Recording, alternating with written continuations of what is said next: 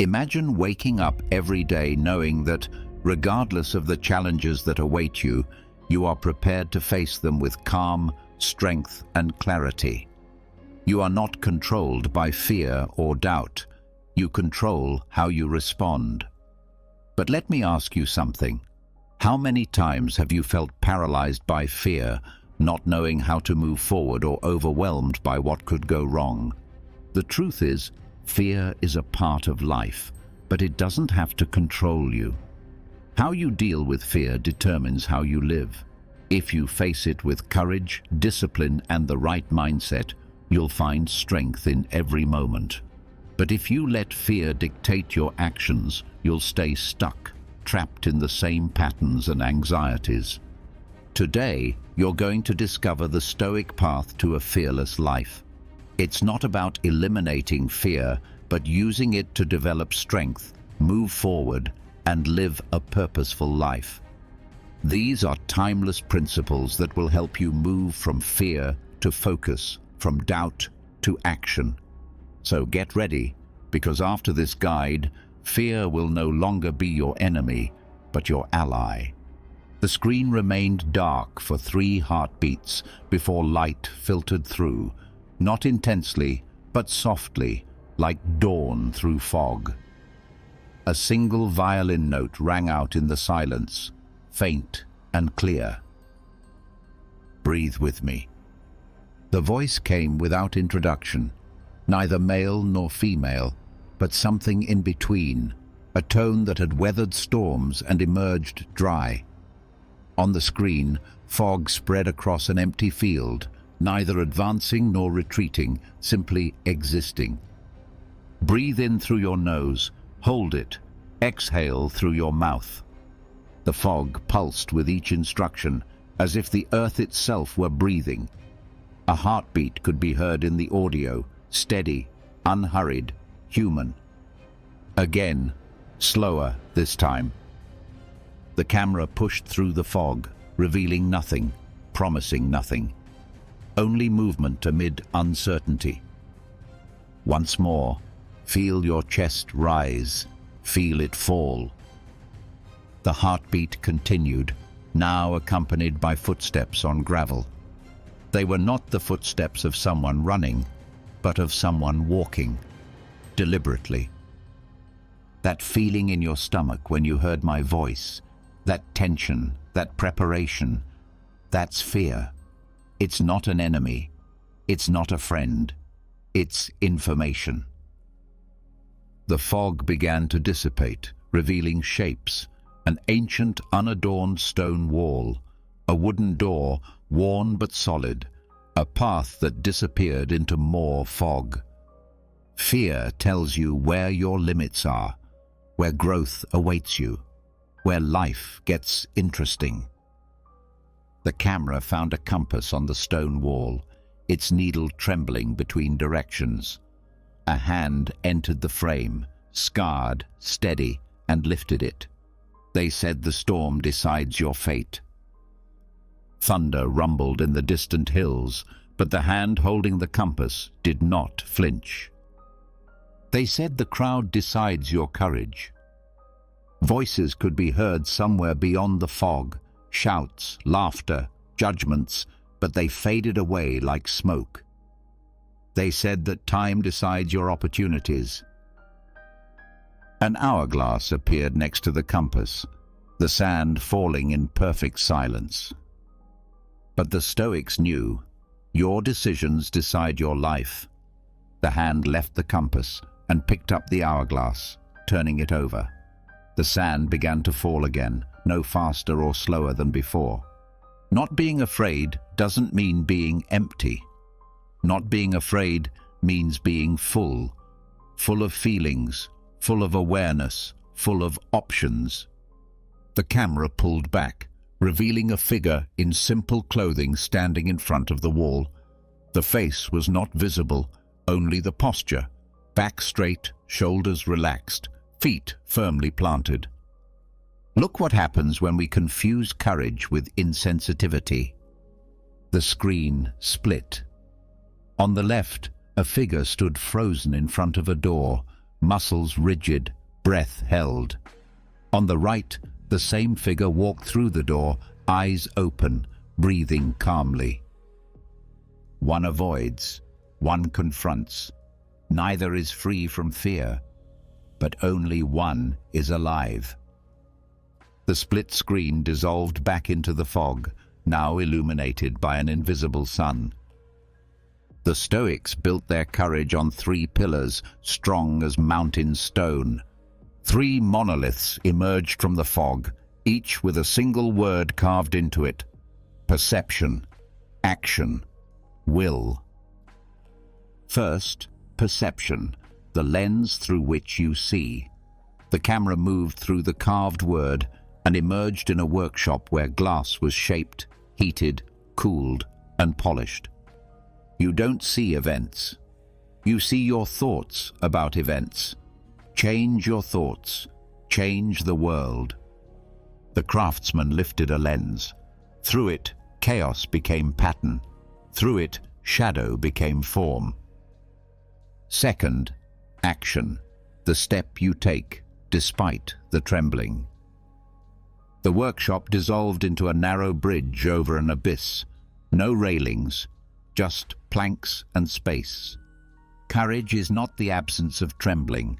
Courage is the presence of movement.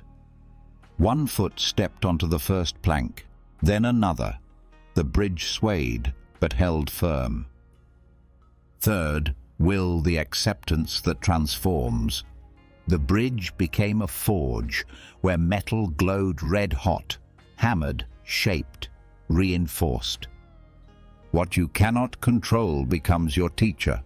What you can control becomes your practice. The forge vanished again into the mist, but now clearer, lighter. Within you is a citadel, not built of stone, but of resolve. Every choice adds a brick. Every principle reinforces the foundation.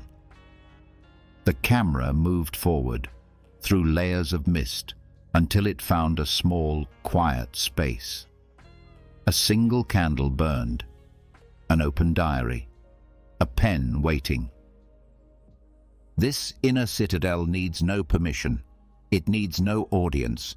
It only needs your attention. The pen moved across the paper, forming words. No fear, echo, feel fully, choose wisely. Write it yourself, now, before the moment passes. The writing continued, the hand steady despite everything swirling beyond the frame. 3 breaths. That's where life without fear begins, not in grand gestures, but in present decisions. The candle flame flickered, but never went out. The pen kept moving. First breath. What do I feel? He inhaled. The flame grew brighter. Second breath. What can I control? He exhaled. The flame stabilized. Third breath. What will I choose? He inhaled. He exhaled. The flame remained completely still. They told you you needed armor. They told you you needed walls. They told you you needed guarantees. The camera pulled away from the citadel, through the fog, past the bridge, leaving the forge behind, flying over the wall and across the field. But the Stoics knew that what you need are principles, a perception as clear as mountain water, action as constant as the sunrise, a will as flexible as bamboo. The fog cleared completely, revealing not a destination, but a path, not an end, but a practice. Every morning, fear will knock on your door. Open it, invite it in, offer it tea, then ask it to watch you work. The footsteps resumed on the gravel path, steady, determined, human. Because not being afraid doesn't mean feeling nothing. Not being afraid means feeling everything, the doubt, the trembling, the uncertainty, and still choosing with principles. The music intensified, not triumphant, but sustained. The footsteps continued. Lesson: to live without fear is to feel everything and choose with principles. The footsteps stopped in front of a worn wooden table in the middle of an empty field. 3 sheets of paper waited, held down by smooth river stones. Next to them lay a fountain pen with fresh black ink. Above, clouds gathered, not storm clouds, but dense grey ones that made distances disappear. The fog from before had lifted only to reveal this deeper darkness, this refusal of the world to show its limits. A hand reached for the pen, unhurried, unhesitating, simply moving. "Name it," the voice returned, neither commanding nor soft. "Name what keeps you paralyzed." The pen touched the paper. 3 words appeared. "They will laugh." The camera lingered on the words and then pulled away as the fog spread across the field, thickening around the table. The hand holding the pen began to shake. "Look what happens when you stop moving." The fog closed in, transforming the simple wooden table into something barely visible. The words on the paper blurred. The shaking increased. Fear feeds on stillness. It multiplies in the pause. The hand dropped the pen and moved away from the table. 1 step, then another.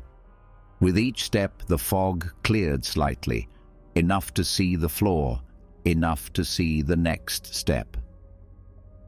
Movement doesn't eliminate fear. Movement clarifies it. The figure returned to the table. The fog had receded enough to read the words again. "They will laugh." But now, next to them, new words appeared, as if revealed by the dissipating fog. Unknown reaction. Not scary, unknown. The pen moved again, crossing out, "They will laugh," and writing underneath, "Unknown reaction." The fog receded another meter. On the second sheet, "I will fail." The pen paused and then wrote, "Skill not practiced." Not impossible, not practiced. Crossed out, rewritten, "Skill not practiced." The fog receded to the edges of the field. On the third sheet, "Time is running out." This time, the hand paused longer. The fog began to advance again, drawn by the stillness. But before it could thicken, the pen moved. Only the present moment. It's not too late, only now. Crossed out, rewritten. Only the present moment. The fog dissipated completely, revealing not an empty field, but one dotted with other tables, other people writing, other fears renamed. Hundreds of them, each working alone, but somehow together.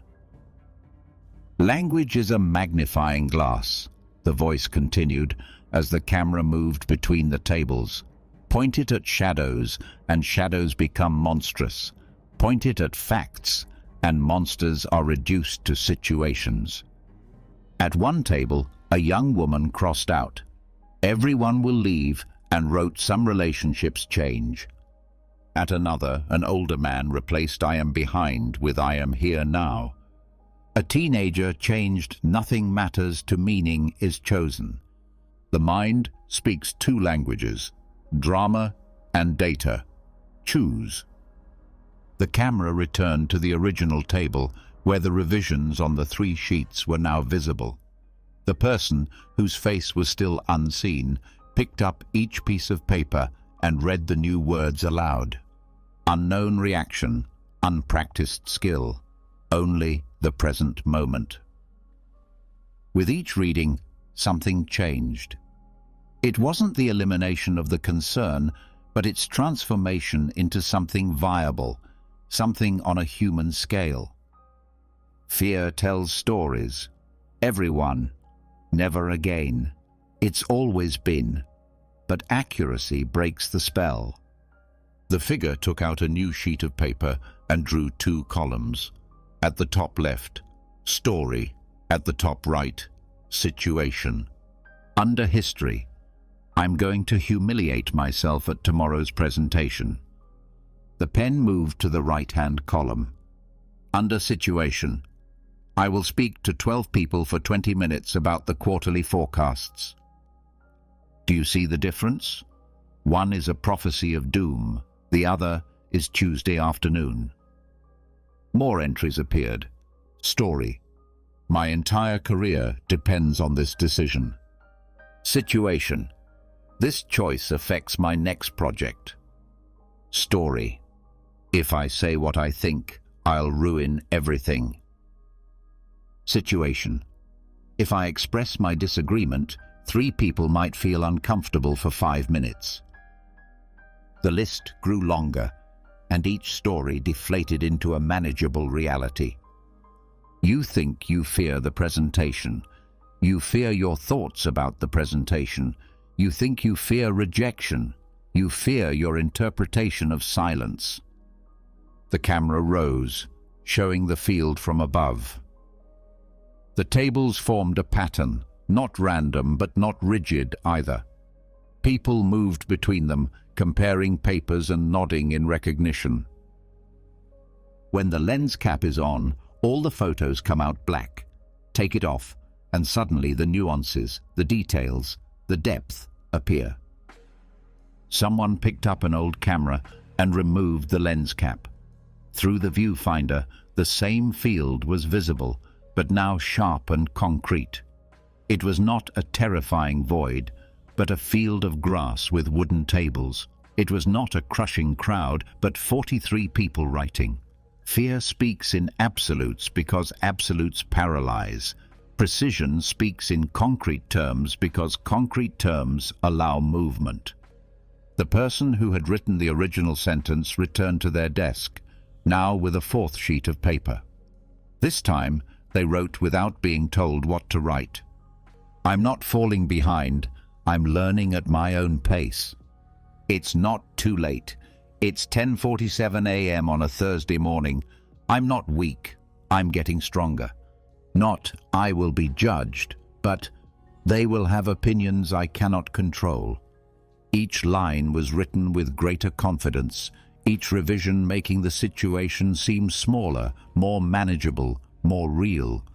The Stoics knew it. The monster in the dark is just a coat on a chair once you turn on the light. Across the field, people rose from their tables with papers in hand. They had written down their fears and rewritten them.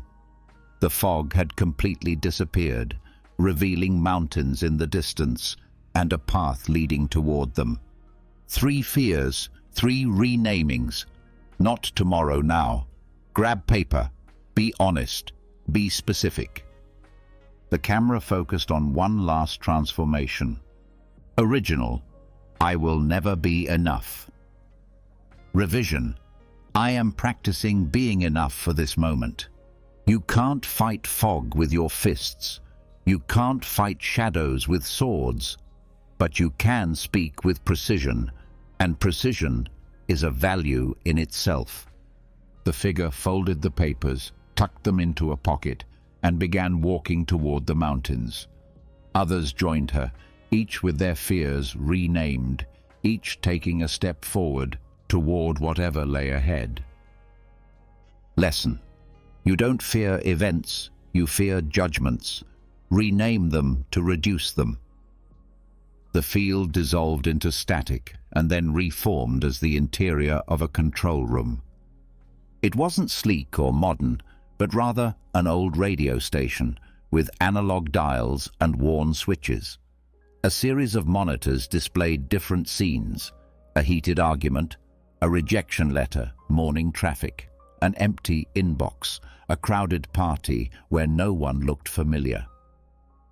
Every second, thousands of impressions flood your system, explained the voice, as hands, now different, older and firmer, moved across the control panel. Most people believe that impressions control them. The Stoics discovered the switches. A red light flashed. Monitor 7 displayed a text message. "We need to talk." The operator's hand hovered over a large red button labeled Panic. Watch the chain reaction. The hand pressed Panic. Immediately, the heart rate monitors spiked. The breathing indicators showed shallow, rapid patterns. A tape began to print. "Something's wrong. I'm in trouble. What have I done? They're angry. This is bad. This is really bad." Event, judgment, emotion, choice. The operator pressed a reset button. The scene rewound. The same text message. "We need to talk." This time the hand moved to another switch, a small grey one labeled Pause. Between impression and response, there is a space. In that space lies your freedom. The operator spoke aloud, calmly. "This is an impression, not yet a fact." The monitors changed. Instead of displaying only text, they now showed options. The impression arrives uninvited. The judgment? That's yours. Along the wall were rows of glass jars, each with a label. The operator walked over and picked one up. Reject. Inside was a dark, swirling mass. Another jar. Failure. More darkness. But then, feedback. Clear liquid. Reorientation. Amber, like honey. Information. Crystal clear. Same event, different jar, different substance. Back at the console, screen 12 lit up. Someone was laughing in a meeting after the operator had spoken. Without the pause button, the chain ran automatically, with pause. The Stoics called them phantasms, impressions that appear in consciousness like images in water. They ripple, distort, suggest, but they are not verdicts. The control room expanded, revealing that it was not unique but connected. Thousands of control rooms, all linked, each person at their own console. Some were pressing Panic repeatedly. Others had discovered Pause. An elderly woman at a nearby console received an impression, the results of a diagnosis. Instead of interpreting them immediately, she said, "I have an impression in my mind, medical information that requires clear evaluation." She methodically sorted through the judgment options and chose neither catastrophe nor denial, but data requiring response. Event, judgment, emotion, choice. A young man's monitor displayed a job rejection. His hand reached for useless, withdrew, and found pause. This is an impression, not yet a fact. He selected another jar. Incompatibility. The emotion shifted from despair to disappointment. The action changed from giving up to refining the approach. You think emotions happen to you, but emotions happen after you, after your judgment, after your labeling, after your selection of jars. The operator demonstrated this with quick impressions. It starts raining during a picnic. Your partner comes home silently, an email marked as urgent. The impression is not the problem. Automatic judgment is the problem. The screens began to show the same scene from several control rooms. A traffic jam. Each operator received identical sensory data. Stopped cars, red lights, honking horns. But their consoles showed radically different responses. Console 1. Disaster. Anger. Honking and gestures. Console 2. Unexpected podcast time. Satisfaction. Episode selection. Console 3. Practice patience. Acceptance. Breathing exercises. Console 4. Route information. Problem solving. Search for an alternative route. Same traffic. Different judgments. Different lives. The operator took out a notebook and wrote, "Impressions. I can't control. Judgments we completely control." Marcus Aurelius, Emperor of Rome, the most powerful man in the known world, wrote in his diary, "You have power over your mind, not over external events. Realize this, and you will find strength." The lights in the control room dimmed, except for a spotlight illuminating the pause switch. Today, 3 times, you will receive an impression that will normally provoke you. The scathing email, the look from a stranger, the painful memory. When it comes, before the chain is complete, say, "This is an impression, not yet a fact." Create the space, question the judgment, choose the jar. Event, judgment, emotion, choice. Master the space, master your life. The monitors turned off one by one until only static remained, and then they reformed into a simple message. Lesson: mastering the space between impression and judgment allows you to master your life. The table stretched across an empty room, the wood worn from centuries of use. On it were 2 wicker baskets, one within reach and the other just out of reach. Scattered between them lay the contents of a lifetime: photographs, letters, weather reports, medical records, business cards, mirrors, watches. An elderly teacher entered, moving deliberately. She began to sort through the items.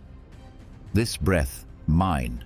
She placed a small card with the word "breath" on the nearest basket. "Yesterday's rain, not mine." That card went into the farthest basket. The students entered in single file and watched her methodical sorting. A young architect interrupted her. "But rain affects my construction schedule." The teacher took 2 new cards. "Your response to the rain, yours." Nearby basket. "The rain itself, not yours." Far basket. "You build with the weather, not against it." She continued sorting. "This effort, mine. This intention, mine. This discipline, mine." Each one fell into the nearby basket with a soft sound. "The economy, not mine. My mother's approval, not mine. Tomorrow's existence, not mine." They all went into the far basket. A businessman objected.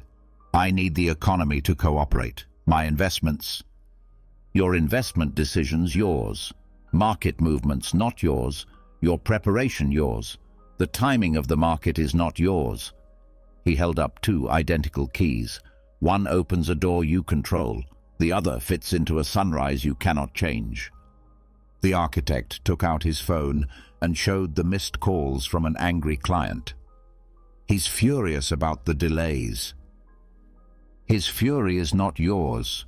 Your explanation is yours. His interpretation is not yours. Your professionalism is yours." The teacher drew 2 columns on the board. "Every morning, before coffee, before the news, before the noise of the world begins, organize your day." She demonstrated this with the architect's situation. "Mine, not mine." Do you see the difference? One column requires energy, the other requires acceptance. A mother in the back of the room interjected, "My son's happiness is undoubtedly my responsibility to protect." The teacher's expression softened. "Your love is yours. Your support is yours. Your example is yours." She paused. "His decisions are his. His interpretation of your love is his. His definition of happiness is his." The mother's face tightened slightly. "That sounds like abandonment." "No, it's respect. You give what is yours: presence, guidance, resources. You release what has never belonged to you: his inner world, his path, his schedule." The teacher took out a rope and handed one end to a student. "Pull against me." They both pulled hard. This is you fighting against what isn't yours, exhausting, endless. She let go of the rope. The student stumbled. "Now hold your end steady without pulling." The rope hung between them. This is focusing on your grip while accepting that the other person's end exists. A nurse raised her hand. Patients who don't follow treatment plans. Your medical advice is yours. Your clear communication is yours. Your documentation is yours. Near basket. Their compliance is theirs. Their beliefs about medicine are theirs. Their life decisions are theirs. Far basket. This breath is mine. This effort is mine. Your opinion is not mine. The professor walked over to the window and pointed to a construction site. Look at those workers. The crane operator controls the levers and signals. That's his. The wind speed is not his. Therefore, he works with the wind, not against it. The concrete mixer controls the proportions and timing. That's his. The temperature does not influence the curing. That's not his. Therefore, she adjusts the mixture, not the timing. Epictetus, who was born a slave, understood this better than emperors. His master broke his leg, something he could not control. His response to that break was entirely his own. He chose philosophy over resentment. He created freedom within slavery. The businessman looked skeptical. That sounds like giving up. Quite the opposite. The professor returned to the table. Look at how people who try to control the uncontrollable exhaust themselves. Parents who try to control their adult children's careers. Executives who try to control market forces. Athletes who try to control judges' scores. Warriors exhausted in wars they can't win. She took out 2 jugs of water. You have limited water, energy, concentration, willpower. She poured it all onto a rock. The water splashed uselessly, forming a puddle and evaporating. That's fighting against what isn't yours.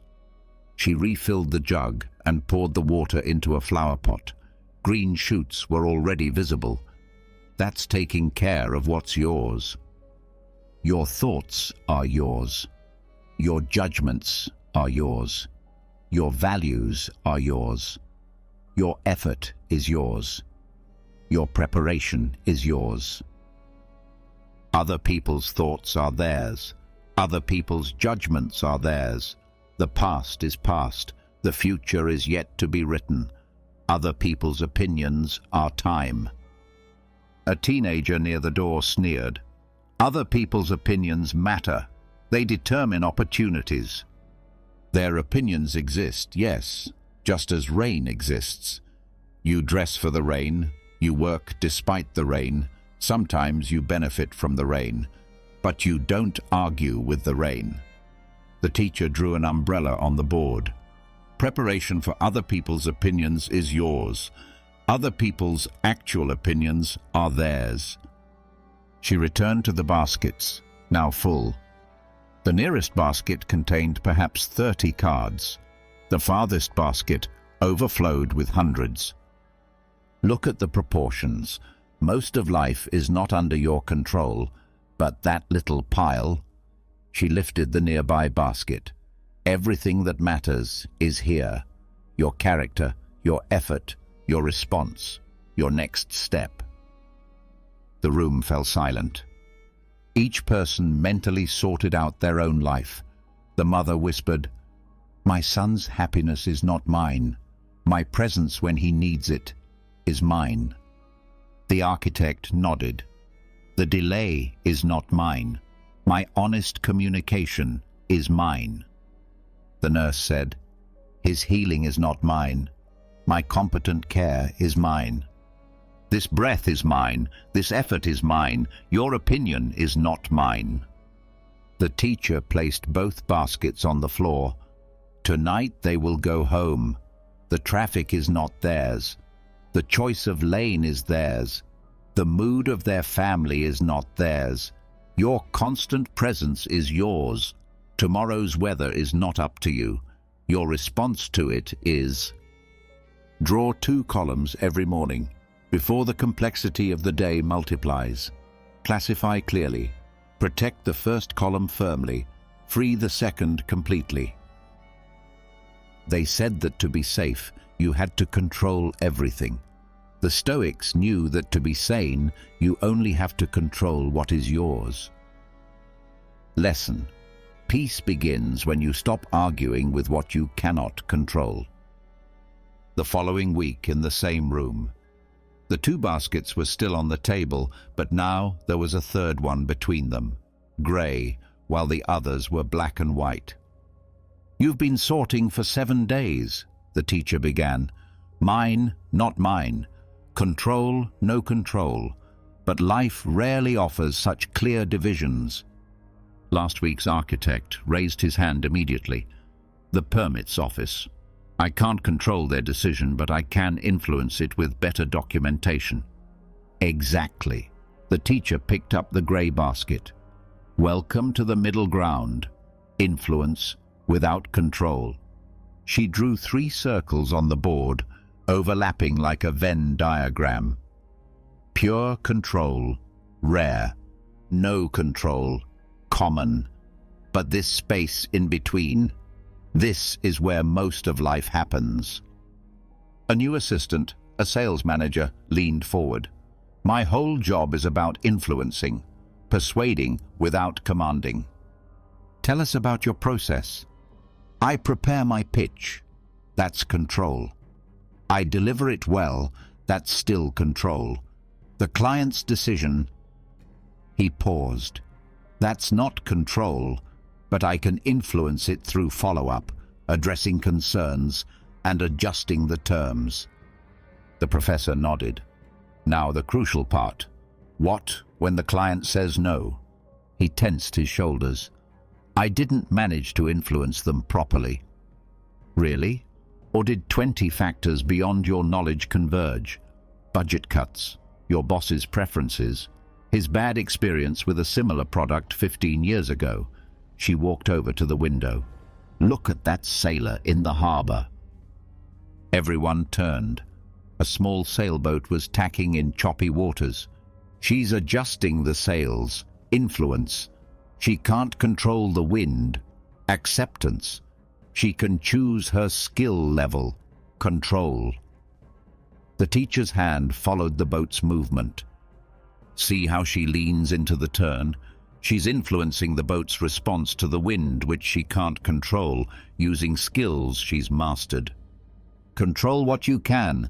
Influence what you can. Accept what you must. The teacher returned to the board and added a phrase. If fate allows.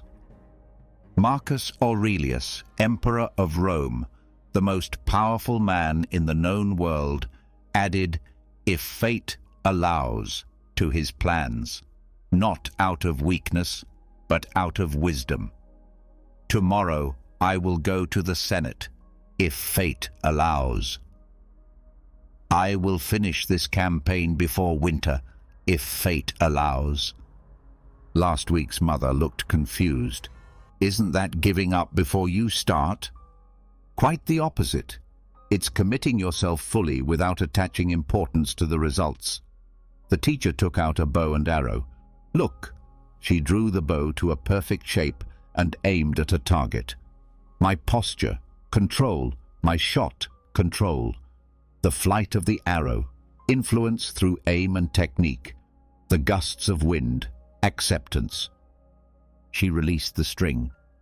The arrow flew straight for a moment, but then veered to the left due to a sudden gust of wind and hit the edge of the target. Did you miss? She asked those present. Bad luck, someone replied. No, it's reality. I controlled what was mine perfectly. I skillfully influenced what I could. I gracefully accepted what happened. He picked up the arrow. Again, if fate allows. Last week's entrepreneur shifted uncomfortably. That sounds like an excuse. I did everything I could, if fate allows. Did you try with all your might? Or did you take control of the areas of influence? The teacher took out a plant. I water it. Control. I place it where it gets light. Control. I create the conditions for it to grow. Influence. Its actual growth. Acceptance. She pointed to the dead leaves on the plant. If I get angry with these leaves, insisting that watering them should guarantee results, I am confusing influence with control. A young teacher in the group spoke up. My students' learning.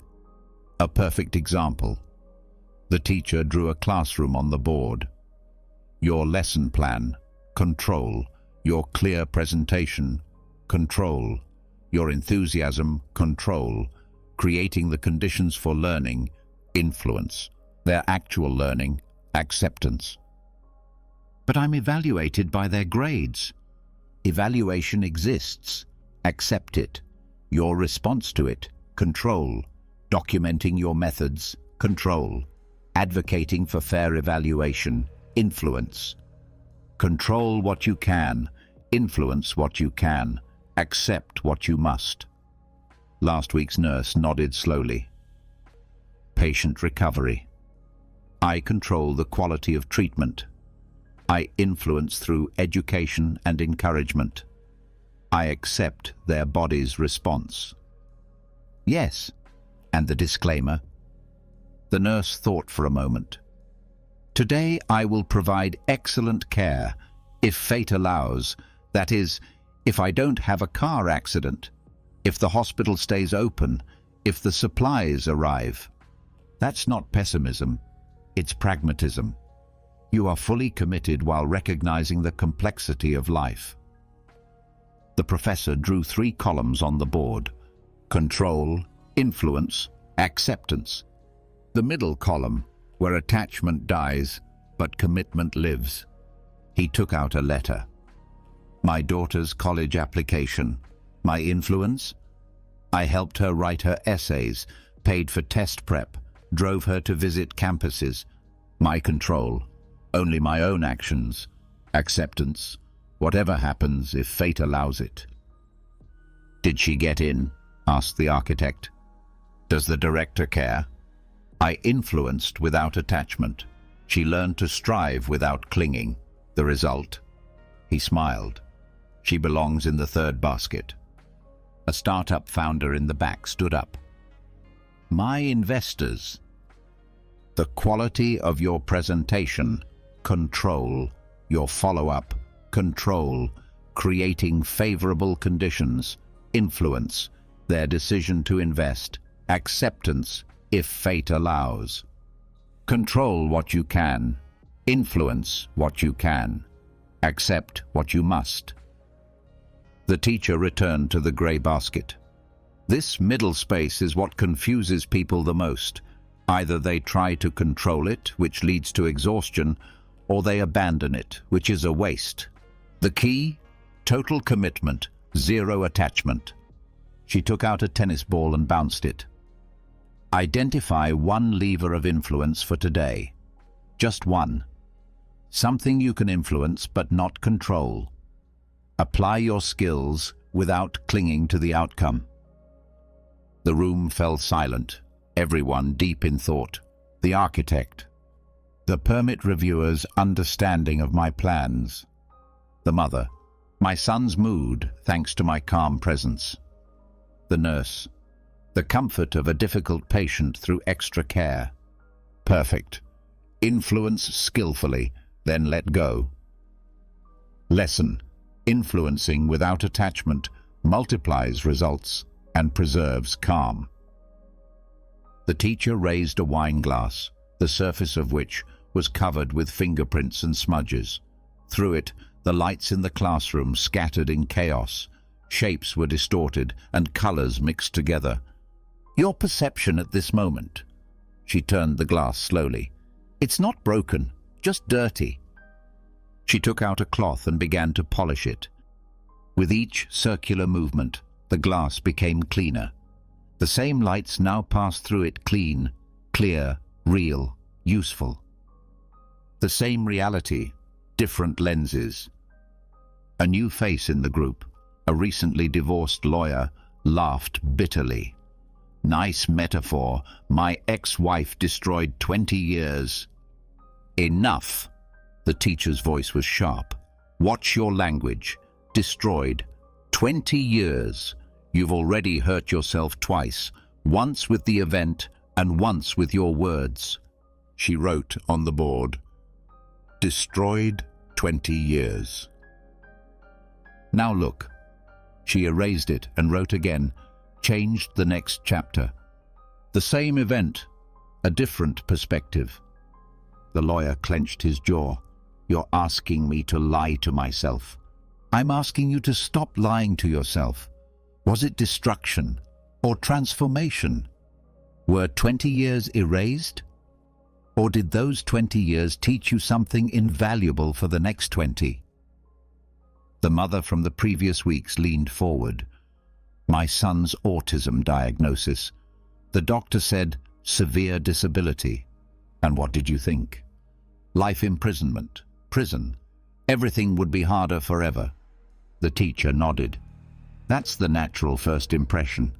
But is disability the only appropriate word? What else could fit? The mother thought. Difference, variation, alternative wiring. Go on. A unique perspective, different gifts, teaching me patience. Her voice broke. It's not punishment, it's practice. The teacher wrote the phrase in large letters on the board. It's not punishment, it's practice. She looked back at the lawyer. Your divorce, punishment or practice? Why? For building a life based on your values, not on your habits. For creating relationships with clarity, not assumptions. For learning who you are at 45, not who you were at 25. He lowered his shoulders slightly. The teacher took out 2 photographs, identical images of a construction site. Rubble, exposed beams, dust everywhere.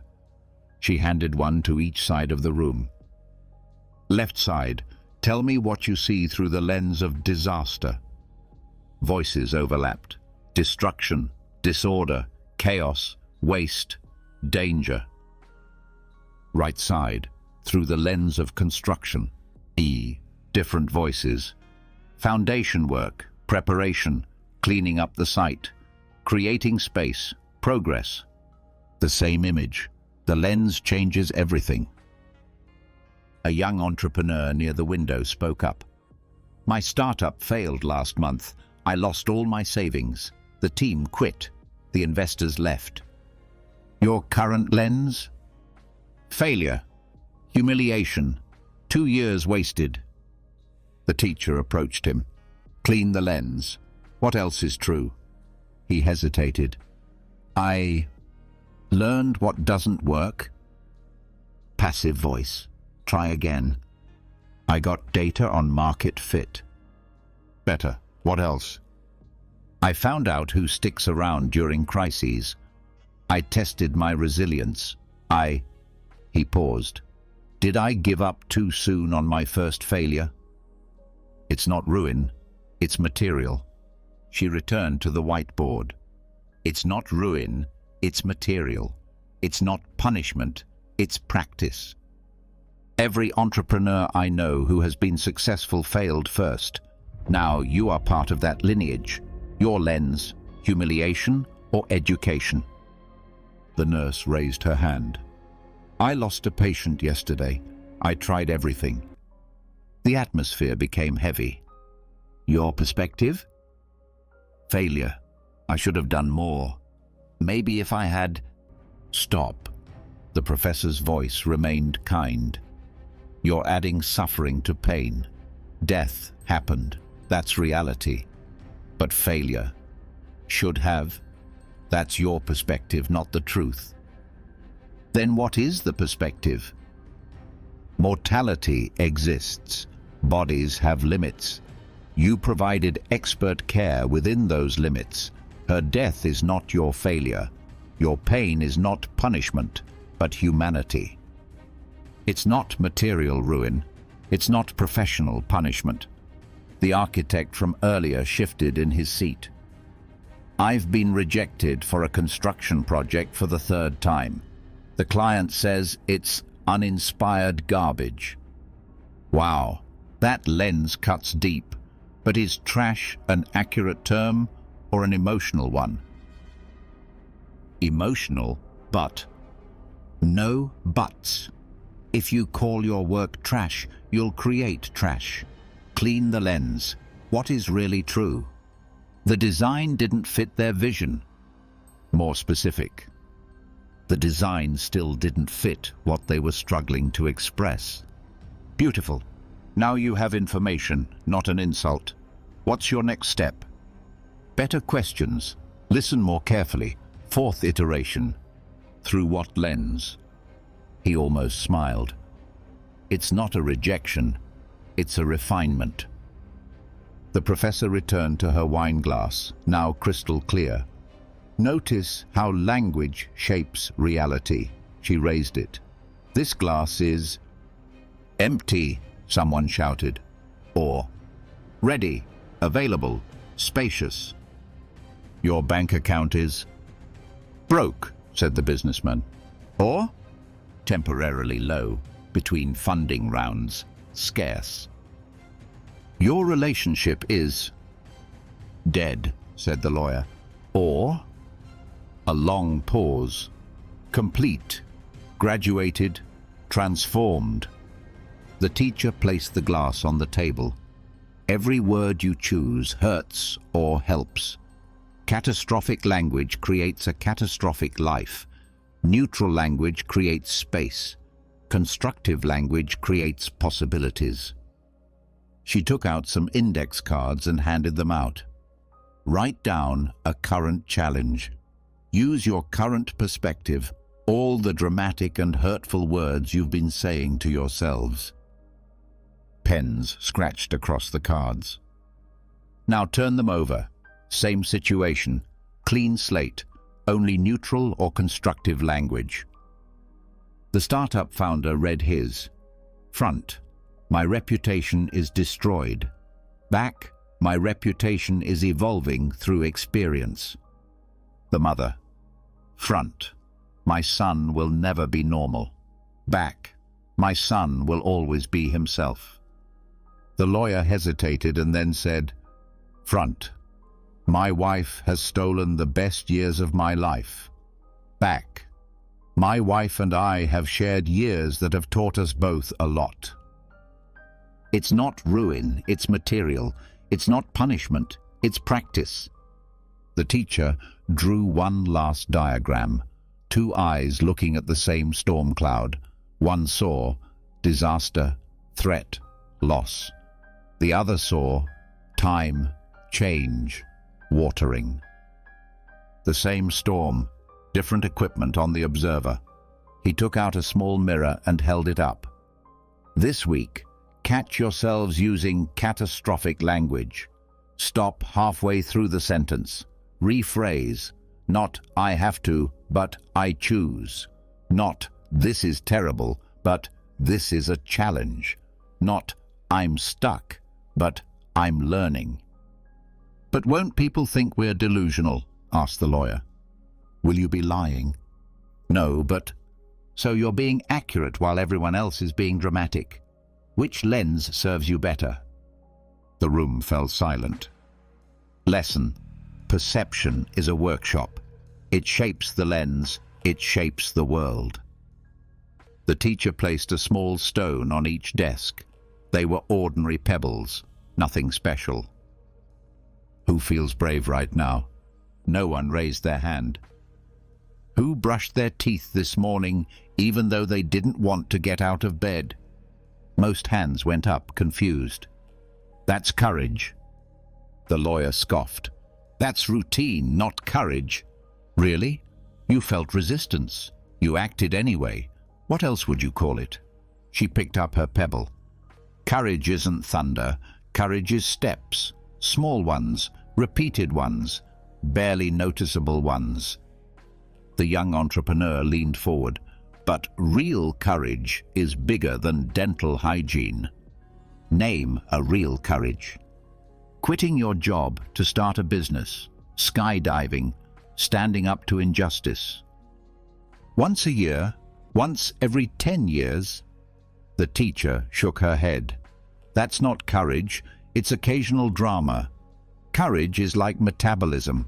Either you practice it several times a day, or it atrophies. She wrote on the board, before noon, before night. 2 brave things every day. Small ones count, especially small ones. The nurse frowned. Define brave. Acting despite resistance. Speaking despite hesitation. Start despite doubt. That's all the hard stuff. Exactly. Make the call you've been avoiding. Brave. Start the task that intimidates you. Brave. Apologize first. Brave. Say no to the invitation you don't want. Brave. The teacher took out her phone. Look. She dialed a number and put it on speaker. 3 rings. Hello? Hi, Mom. I need to tell you something. Your comment about my weight last week hurt me. I love you, and I need you to stop making comments about my body. Silence. Then, oh, I didn't realize. I'm sorry, sweetheart. Thanks. See you on Sunday. She hung up. The room fell silent. 40 seconds. 1 brave thing before noon. Done. Her mother whispered, Did you just call your mother in front of strangers? Not tomorrow now. Not perfectly, but sincerely. The architect raised his hand. That took you years of therapy to prepare. No, it just took me a decision this morning. Therapy helped me express it. The courage came when I dialed the number. She returned to the board. You're waiting to feel brave before you act bravely. It's the other way around. Act first, let the courage catch up with you. But the feeling, that's optional. Courage is a behavior, not a feeling.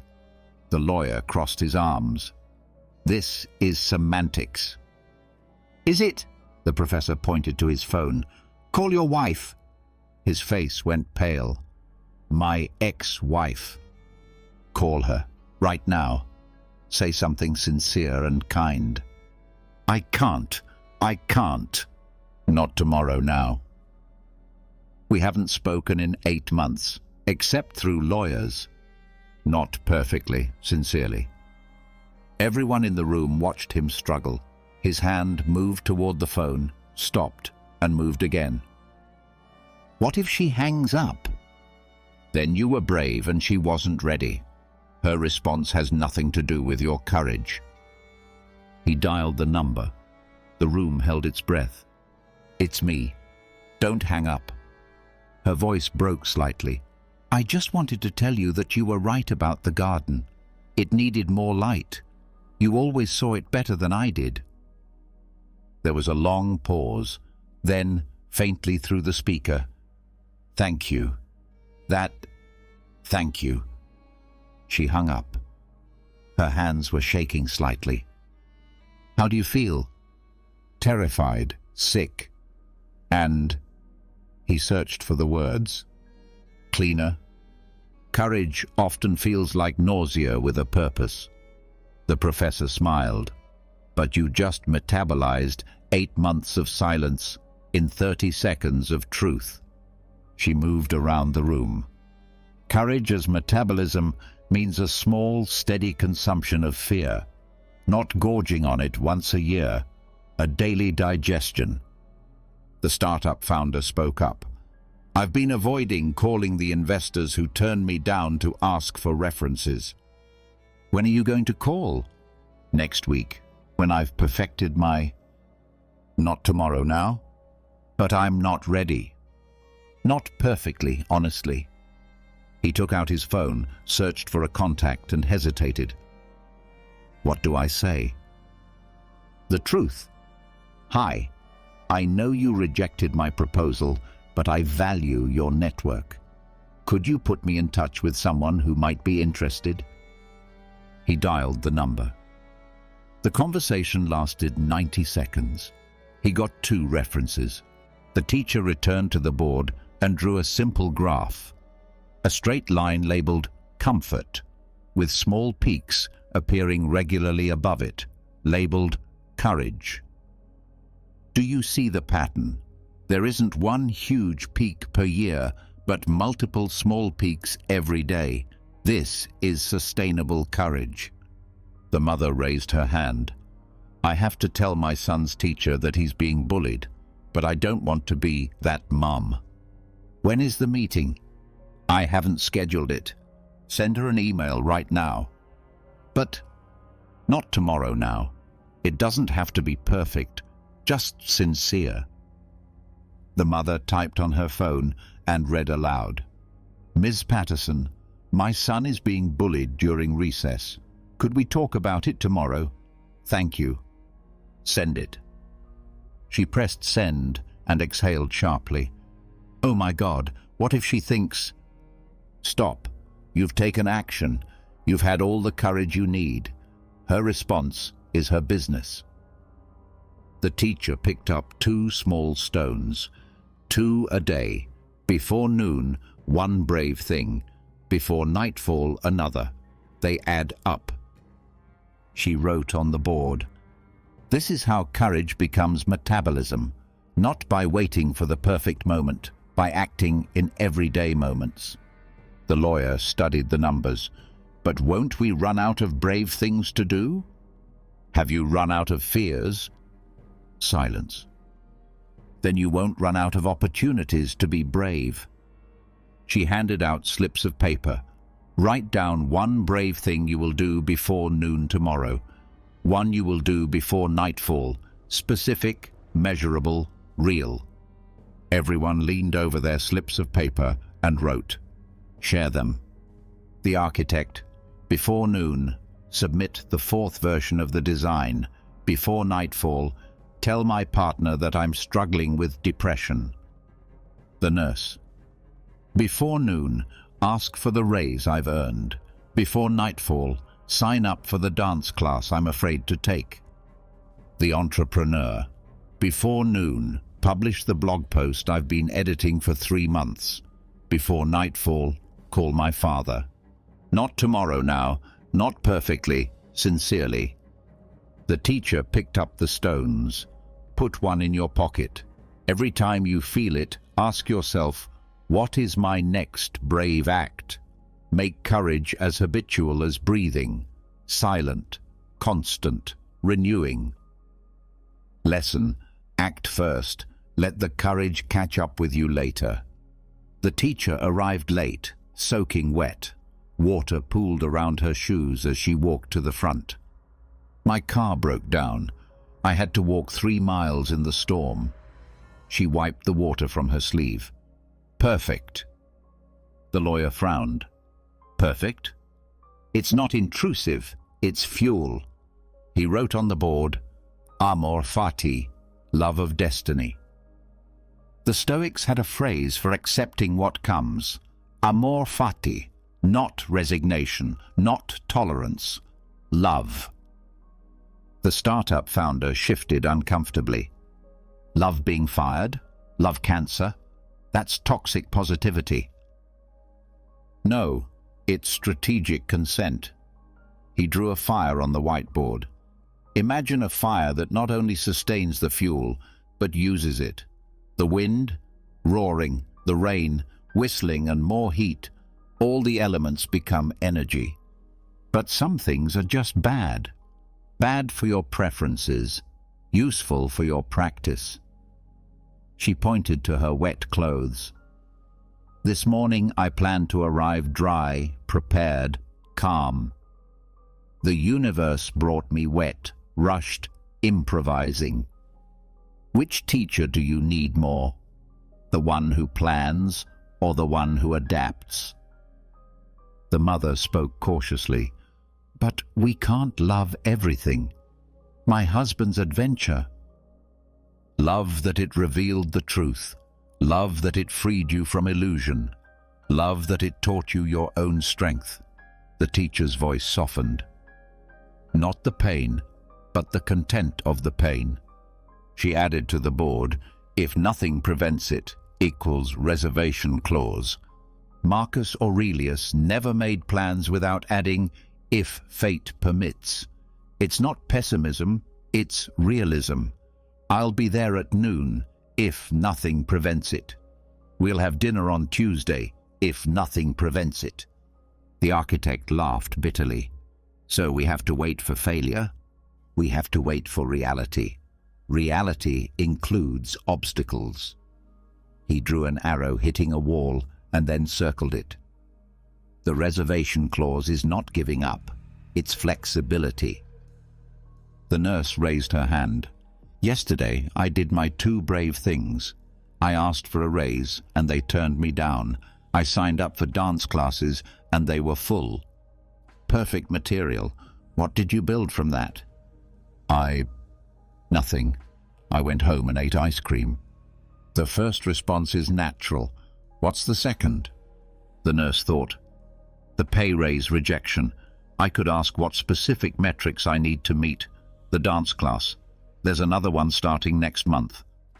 It's not an enemy, it's energy. The teacher took out her phone and showed them an email. The workshop space is double booked. You'll have to find another location. Sorry.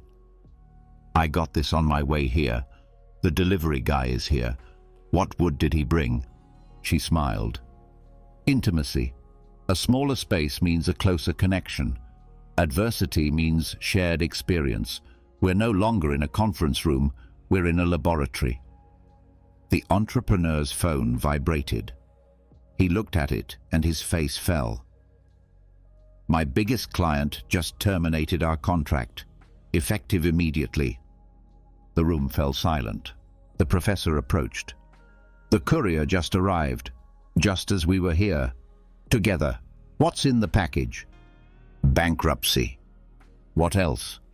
No. His voice broke. 13 months of work. Lost. Not lost. Transformed. Into what? He stared at the termination email. Freedom to fire them first.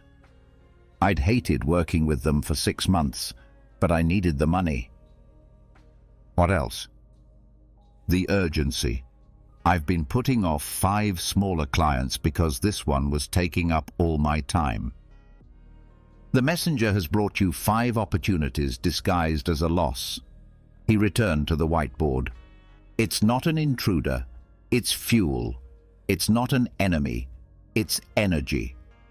The lawyer stood up abruptly. This is crazy. My son has autism. Should I want that? Should I be grateful for his difficulties? Love that he teaches you patience you would never learn otherwise. Love that he shows you a different way to experience the world. Love that he breaks your addiction to normal. She looked him in the eyes. Love your son completely, which includes loving how he shapes you. He clenched his jaw. That's not fair to him. Fair is your judgment. Reality is what it is. Your son exists as he is. You can resist that reality and suffer twice, once for the challenge and once for the resistance. Or you can accept it and suffer once and then take advantage of it. She wrote, today's interruptions is tomorrow's strengths. Make a list, she ordered him. All the interruptions from this morning. They wrote, now convert each one, write use it and a way to do it. The architect read, the computer broke down, use it. I practiced the presentation without slides. It was more interesting. The mother, the babysitter cancelled, use it. I took my daughter out for coffee with a friend. She charmed everyone. We connected more. The businessman still shaken. The client fired us. Use it. We're finally forced to look for more suitable clients. The teacher took out a match. Look. She lit it and then held a piece of paper over the flame. Fire doesn't ask if the fuel is pretty or ugly, if it's wanted or feared. Fire only asks one question: can I use it? She threw various materials into the flame: paper, a wooden pencil, wet fabric from her sleeve. They all burned. Your will is this fire. Every event is fuel. The question is not, do I want this, but how do I use it? The lawyer's phone rang. It was his ex-wife. He looked at the teacher. The messenger? He answered. He listened. His face changed. She wants to try mediation instead of lawyers, because of my call yesterday. It's not the expected result for tomorrow, but today's unexpected fuel. He handed out slips of paper. Write down the worst interruption of today. Below that, write 3 words. I also love this. Below that, write a sentence that begins with, use it. The room wrote in silence, focused. It's not about becoming passive. It's about becoming an alchemist, turning everything into gold, the gold of practice, patience, perspective. The startup founder looked up. What if we can't find a use? Then love that you're still learning to see. That's fuel too. She returned to the board one last time. It's not an intruder, it's fuel. It's not an enemy, it's energy. If nothing gets in the way, love this too. Lesson: acceptance turns destiny into fuel. The teacher arrived at the converted garage at 4:47 a.m. 3 participants were already waiting outside: the nurse, the entrepreneur, and the mother. Their breath formed small clouds in the cold morning air. I couldn't sleep, admitted the nurse. I didn't want to, corrected the businessman. After losing a client yesterday, I need structure. The teacher opened the door. Right on time.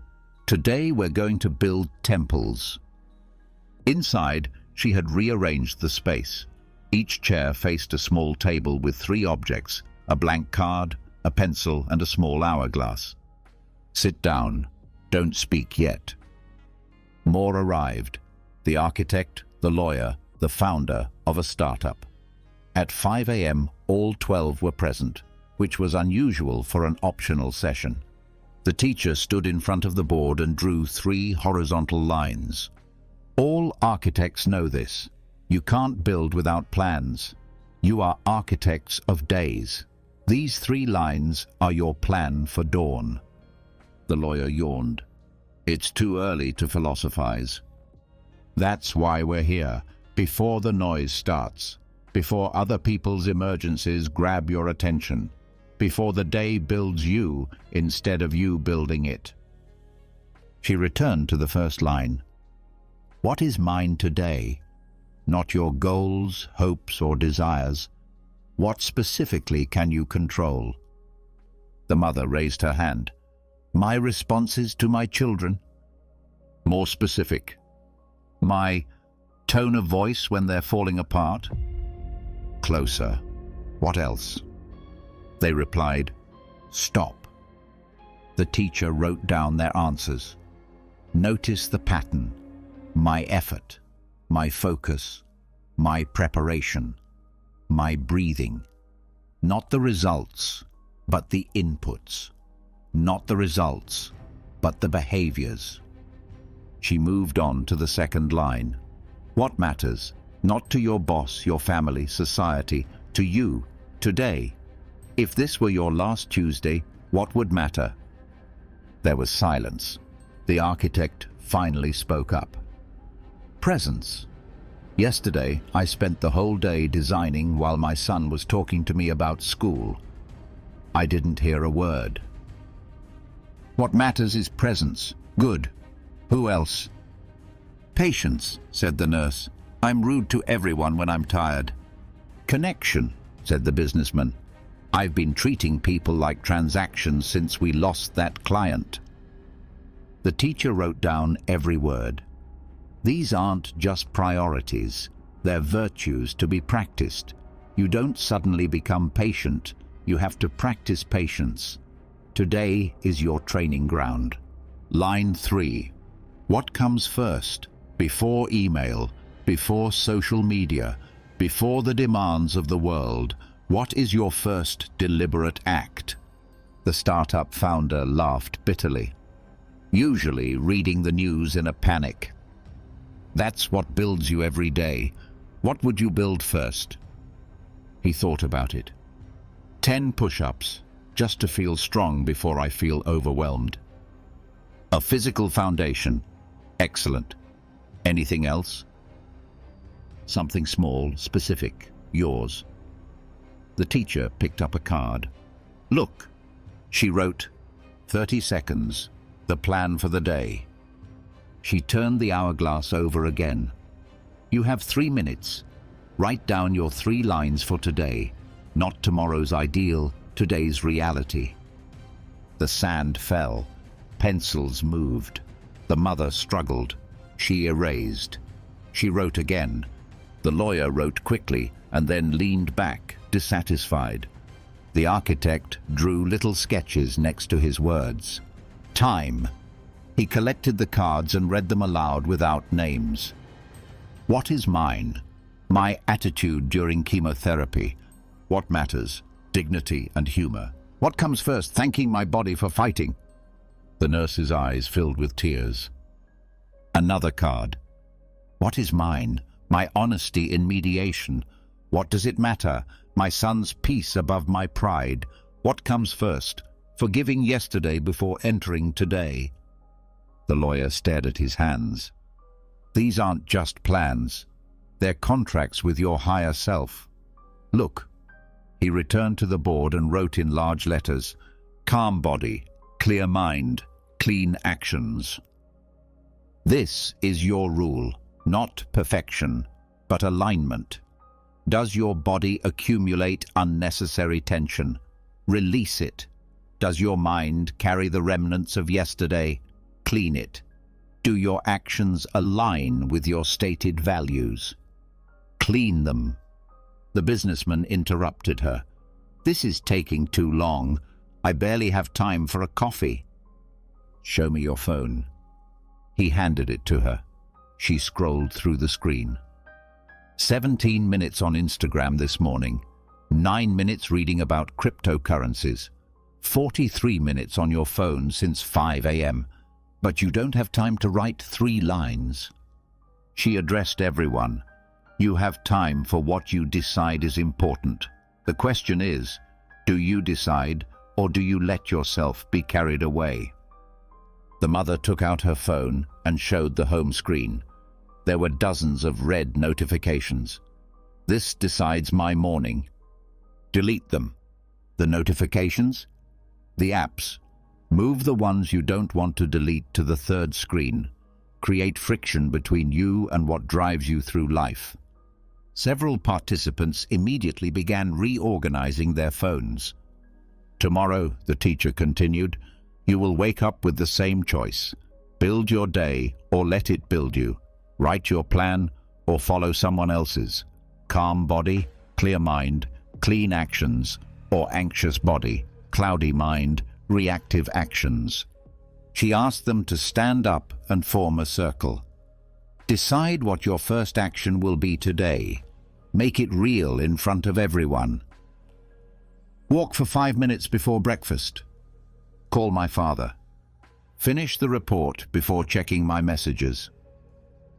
Meditate for 3 minutes. Each person said what their first deliberate action would be. The teacher wrote one last time. Dawn is the architect's hour, not because early risers are superior, but because intention needs silence, plans need space, values need protection from the urgent. She handed out new cards. For tomorrow, wake up 5 minutes earlier, write down your 3 lines, then carry out your first action immediately. Don't leave any space between intention and action. The startup founder got up to leave, but paused. What if we forget the virtues we chose? What if the day destroys the plan? Then you will have learned something about which virtues are really important to you and which were just nice ideas. Tomorrow's plan will be more honest. As they stepped out into the bright morning, he shouted after them, "Body calm, mind clear, action clean. Practice until it's a reflex."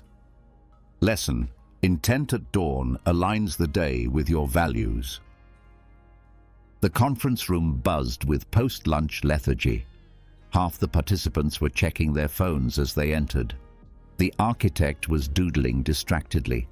The mother's morning clarity had dissolved into the familiar feeling of overwhelm. 3 missed calls from school. A project deadline moved up. A request for documents from her ex-husband's lawyer. "Raise your hand," the teacher began. "Who remembers their 3 morning phrases?"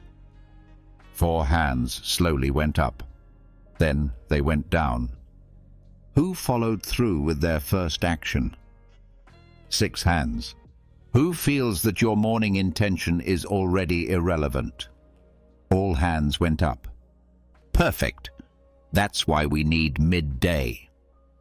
She drew a boat on the board, then a sun directly above it. Ancient sailors couldn't rely on morning readings. The sun moves. The stars change position. Currents pull. That's why they developed midday observation. When the sun reaches its highest point, you stop and recalculate your position. The lawyer shifted uncomfortably. "I've been in court all morning. I haven't had time to stop and philosophize." 3 minutes, that's all. He set a timer on his phone. "Now, let's practice." He wrote on the board, "Review, reorient, resume." First, review. Don't criticize yourself, just facts. Where did you go off track? He took out his own morning card, marked with red ink. "I chose patience as my virtue. At 10 a.m., I responded rudely to the parking lot attendant. Useful information." The nurse laughed. "I chose presence. I spent my break Googling symptoms I don't have." "I chose courage," added the businessman. "I avoided the difficult call. Again." "Good. You see it clearly. Now, refocus. Get back to the 2 piles." She drew 2 circles on the board. "What has happened since this morning that you are trying to control but can't?" The mother spoke first.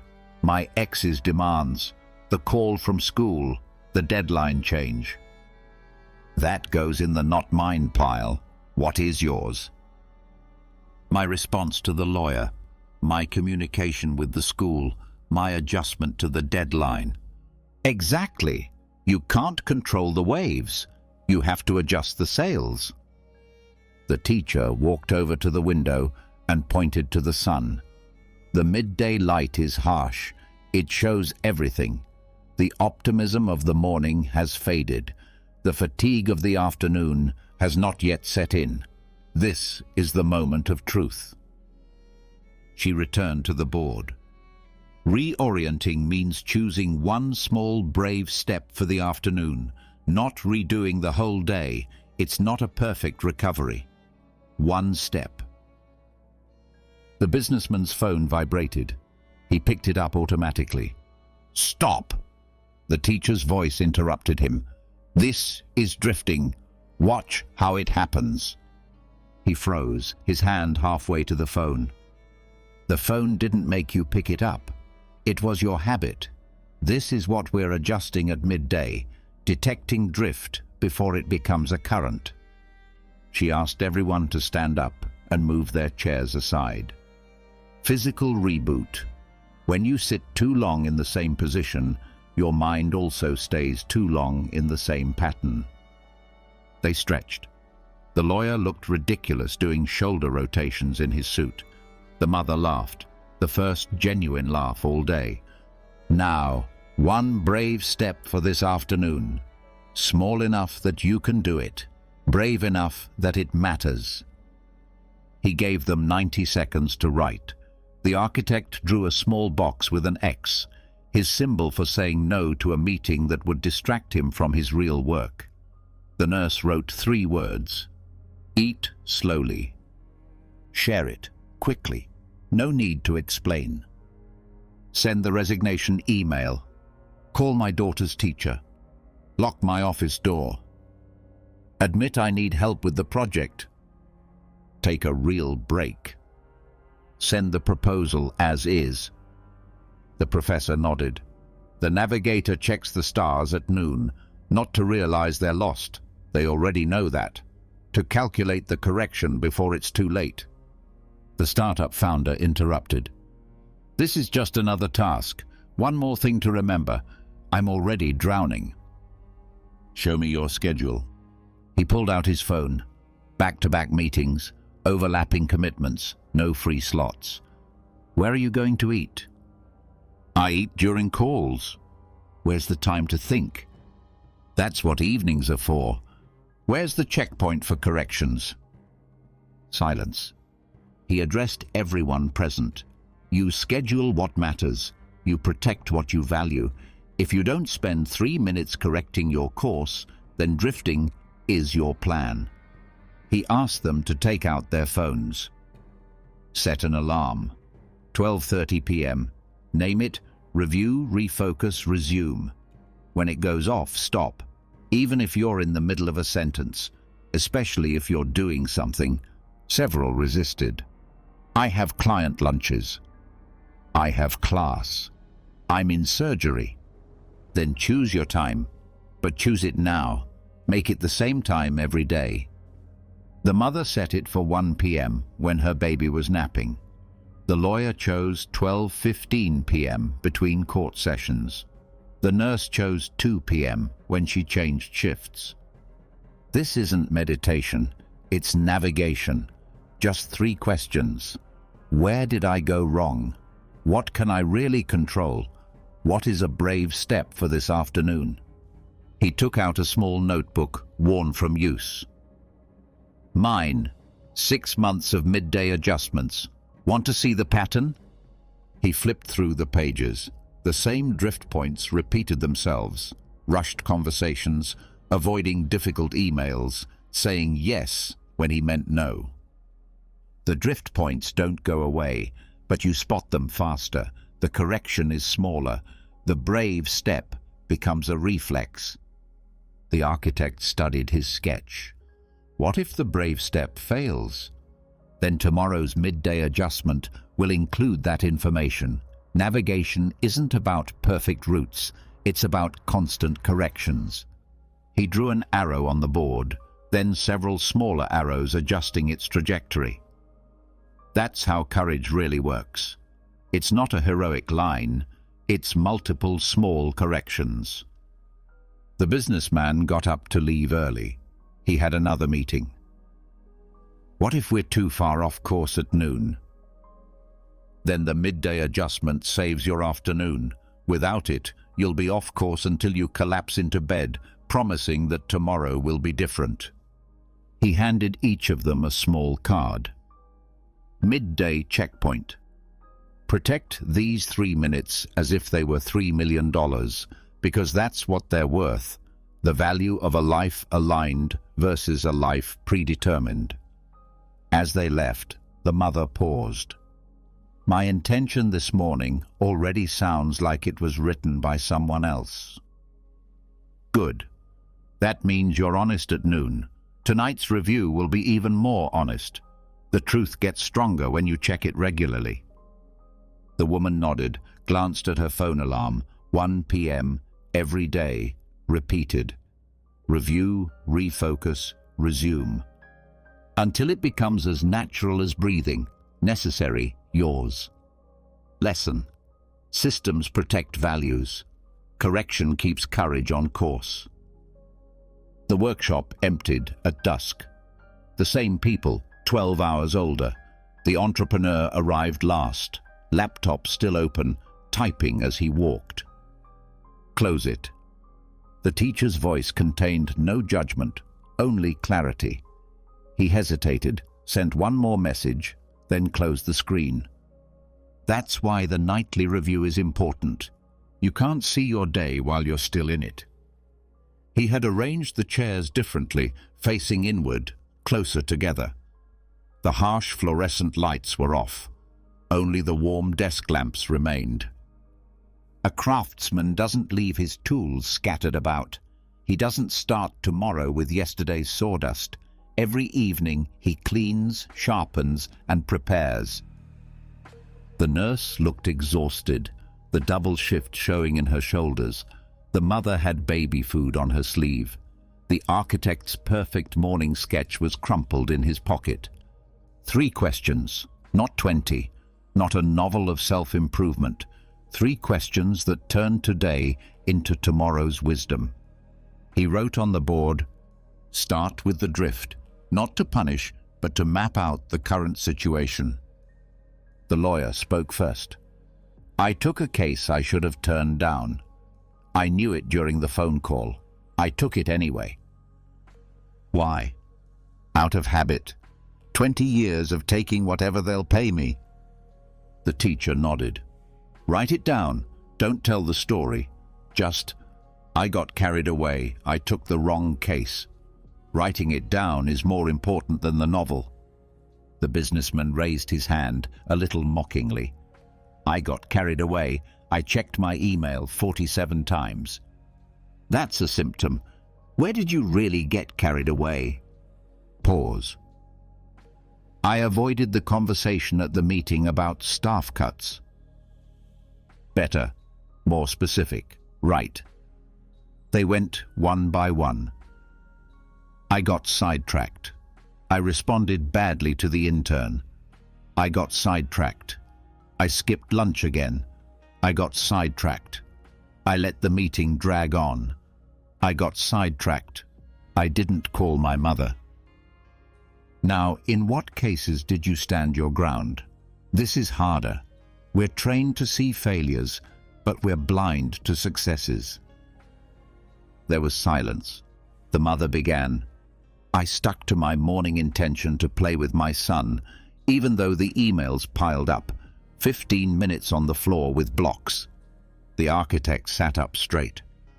"I told the client the truth about the schedule. I thought I would lose the project. They respected that." "I sent the termination email," said the startup founder. "I had been putting it off for 3 months."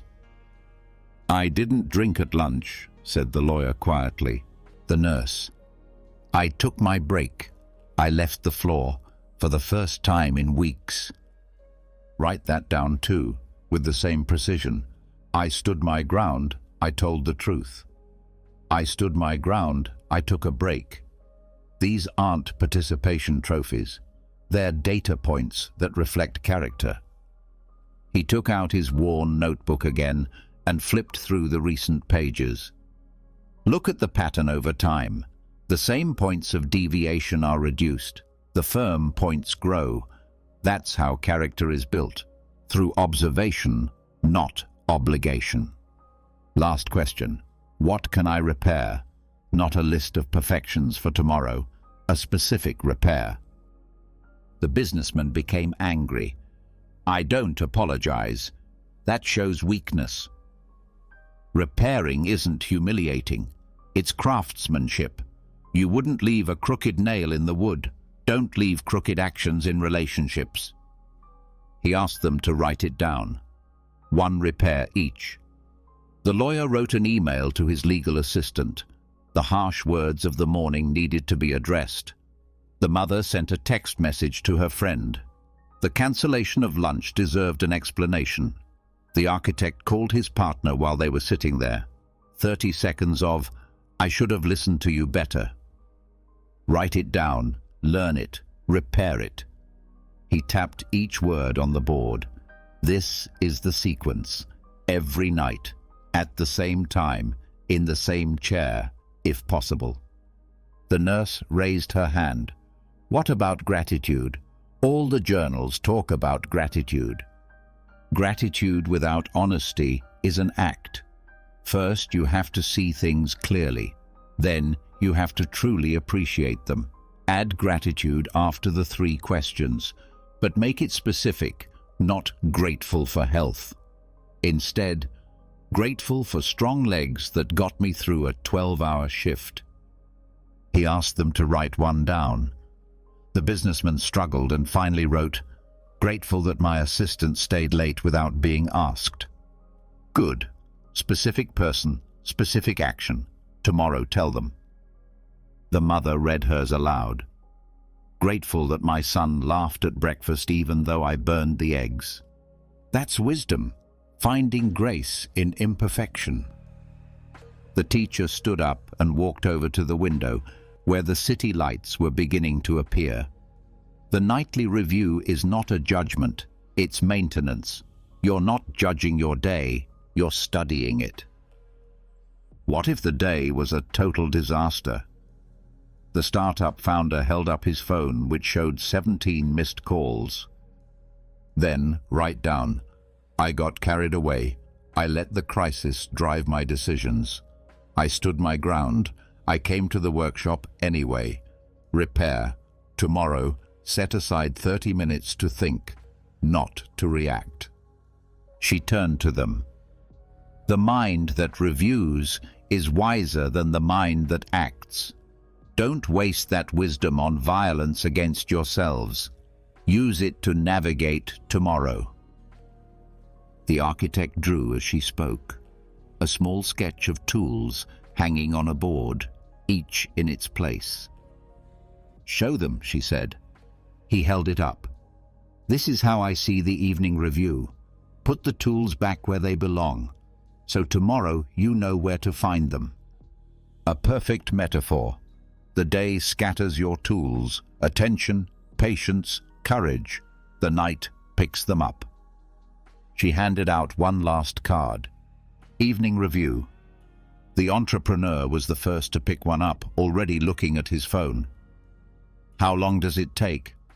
10 minutes. The same 10 minutes you'd spend reading the headlines or replaying the day's failures in your head, except that these 10 minutes build character. When they left, the mother lingered behind. "I'm afraid of being too hard on myself. I already judge myself constantly." That's exactly why you need a structure. The 3 questions contain the judgment. They prevent it from becoming self-punishment. Write it down, learn, repair, and then close the notebook. The woman touched the baby food stain on her sleeve. "What if I forget? Do I skip the review?" Then that becomes tomorrow's first note. "I got distracted. I skipped the nightly review." No drama, just facts. Start again. Lesson. Reflection turns experience into wisdom. The meditation teacher arrived late, his motorcycle helmet under his arm and his leather jacket splattered with rain. It wasn't what they expected. The company conference room was filled with 12 skeptics. A hedge fund manager checking the markets on 3 screens, a pediatric surgeon who hadn't slept in 36 hours, a divorced father clutching custody papers. "Close your eyes," she said, taking off her wet gloves. No one moved. "Or don't.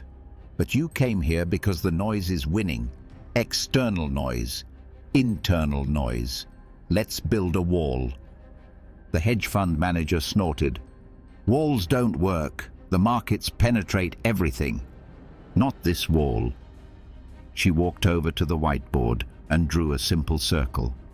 The ancient Stoics called it the inner citadel, a fortress within you that no one can penetrate.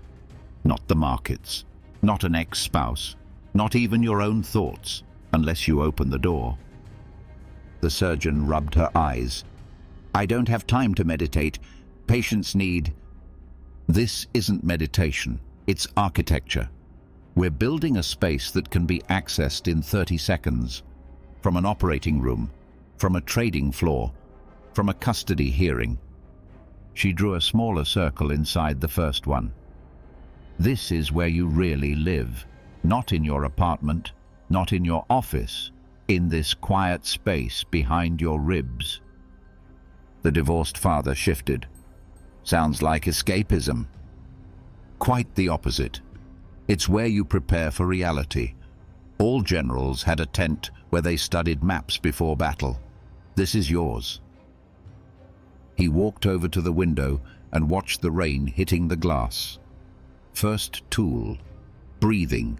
Not yoga breathing, not special breathing, tactical breathing. The investment fund manager continued typing. She walked over and placed a hand on his keyboard. 4 seconds to inhale, 6 seconds to exhale. That's it. The Navy uses it. Surgeons use it. You're going to use it. Why 6 seconds to exhale? A longer exhalation activates the parasympathetic nervous system. It lowers your heart rate. It eliminates cortisol. It creates space between you and panic. She made them practice. The room filled with uncertain breaths, too fast, too shallow. The surgeon held her breath between each count. The father breathed through his mouth, through your nose, down into your abdomen. Your shoulders should not move. She demonstrated with one hand on her stomach. When you breathe with your diaphragm, you can't panic. It's physiologically impossible. The body tells the mind, we are safe enough to breathe deeply. After 2 minutes, the room seemed different, calmer, even though the traffic was still roaring outside. Second tool, anchor phrases, not affirmations, not wishful thinking. The truth you can lean on when everything is shaking. She wrote on the board. The hedge fund manager looked up. That's it? Hallmark cards? Marcus Aurelius ruled an empire with phrases like these. When the plague struck Rome, when his best friend betrayed him, when his son disappointed him. He wrote in his journal, "Be like the rocky promontory against which the waves constantly break." The surgeon chose one thing at a time. The father chose, "This too shall pass." The stock trader hesitated and finally wrote, "The market is not my master."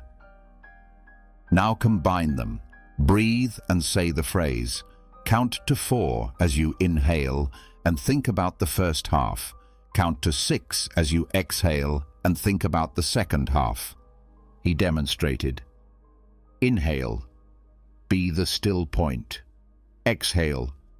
Be the guardian of your gate. They practiced. At first it felt awkward.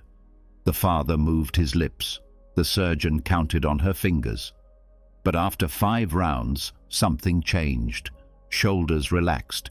Their jaws loosened. This is your strength. No one can enter without permission. Your ex-husband can't. Your boss can't. The news can't. You decide who comes in.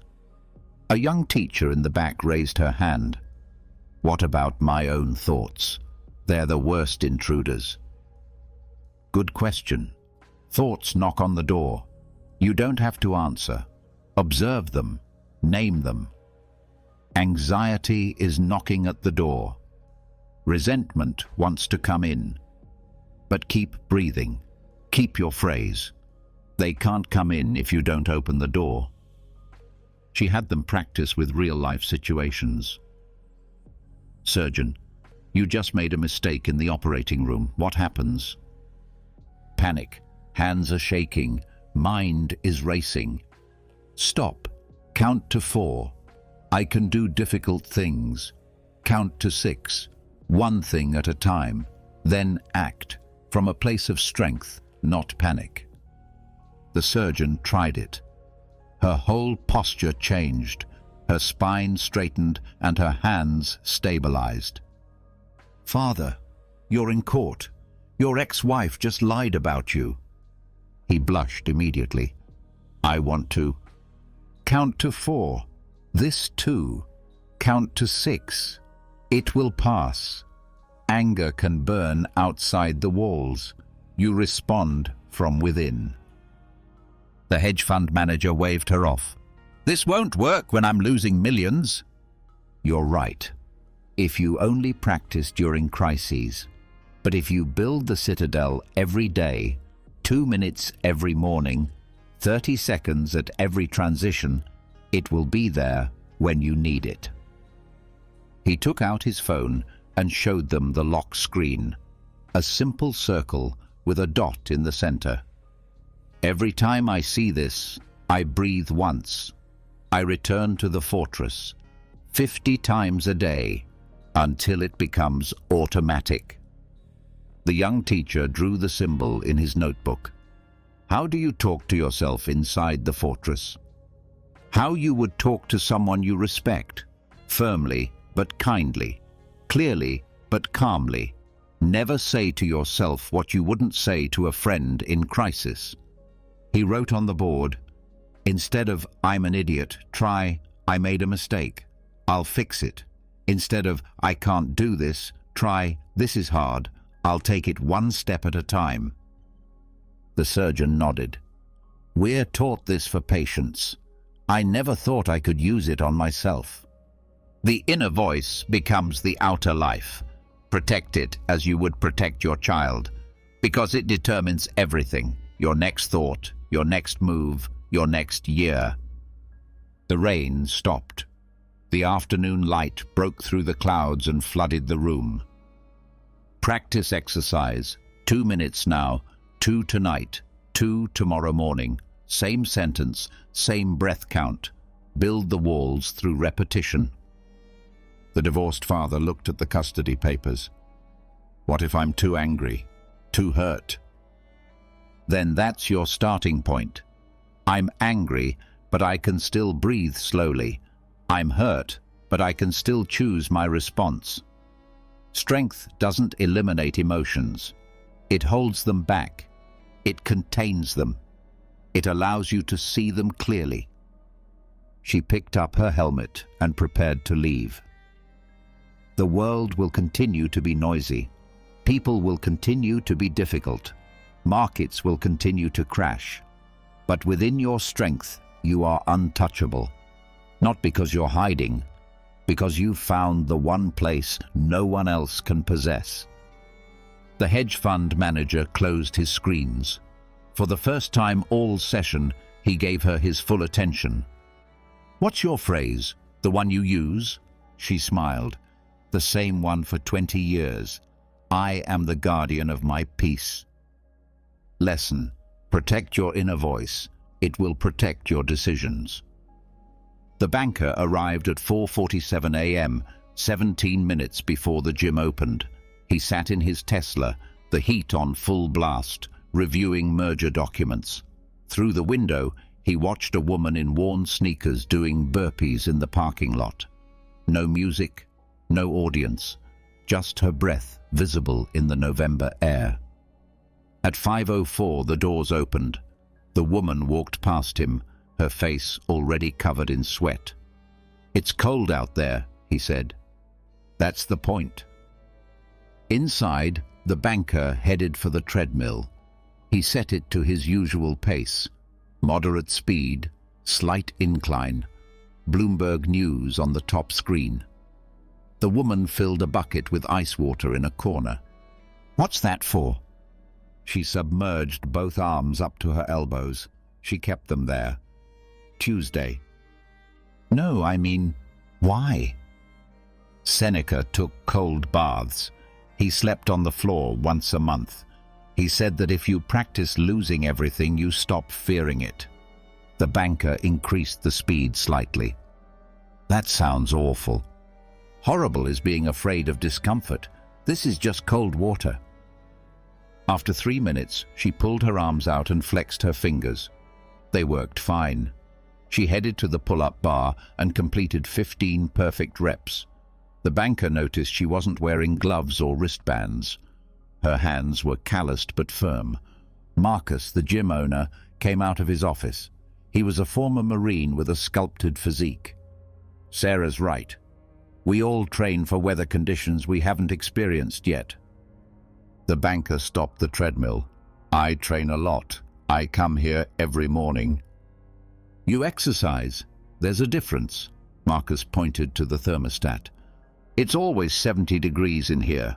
Padded floors, Spotify playlist, protein shake waiting for you in the car. When was the last time you felt uncomfortable on purpose? The banker thought about it. His life was designed for comfort. First-class flights, climate-controlled offices, assistants who took care of everything unpleasant. Sarah moved on to deadlifts. No belt, no chalk, just grab and pull. Try something. Tomorrow, take a cold shower, just the last 30 seconds. Why would I do that?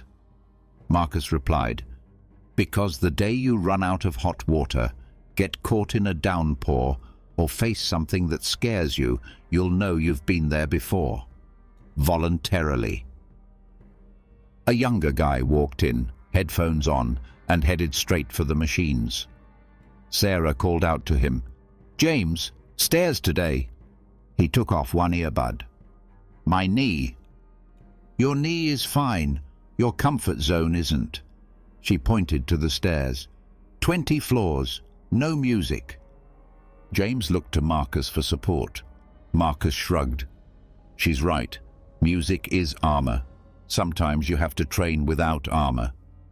The banker watched James reluctantly head for the stairs. "That looks tough." "Tough is when life hits you when you're not ready," said Sarah, adding weights to the bar. "This is training." He lifted the weight. It wasn't the maximum, but he did it slowly, controlled, without momentum.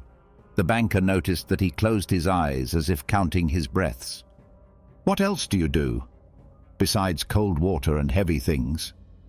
He put the barbell down on the floor. "I get up at 4. I never use the snooze button on my alarm. Breakfast is always the same. Eggs, rice, and vegetables. No variety, no excitement, just fuel." Sounds like prison. Prison is needing perfect conditions to function. Freedom is functioning regardless of conditions. Marcus added, "I sleep on the floor of my office every Friday. It reminds me that I don't need a mattress to rest. I don't need comfort to recover." The banker became defensive. "I have real responsibilities. Billion-dollar businesses. I can't afford to be tired from sleeping on the floor." Sarah added more weight. "You're looking at it backwards. Practice gives you energy. When you stop fearing discomfort, you stop wasting energy avoiding it." James returned from the stairs, his face flushed and breathing heavily but steadily. "The truth is, it felt good.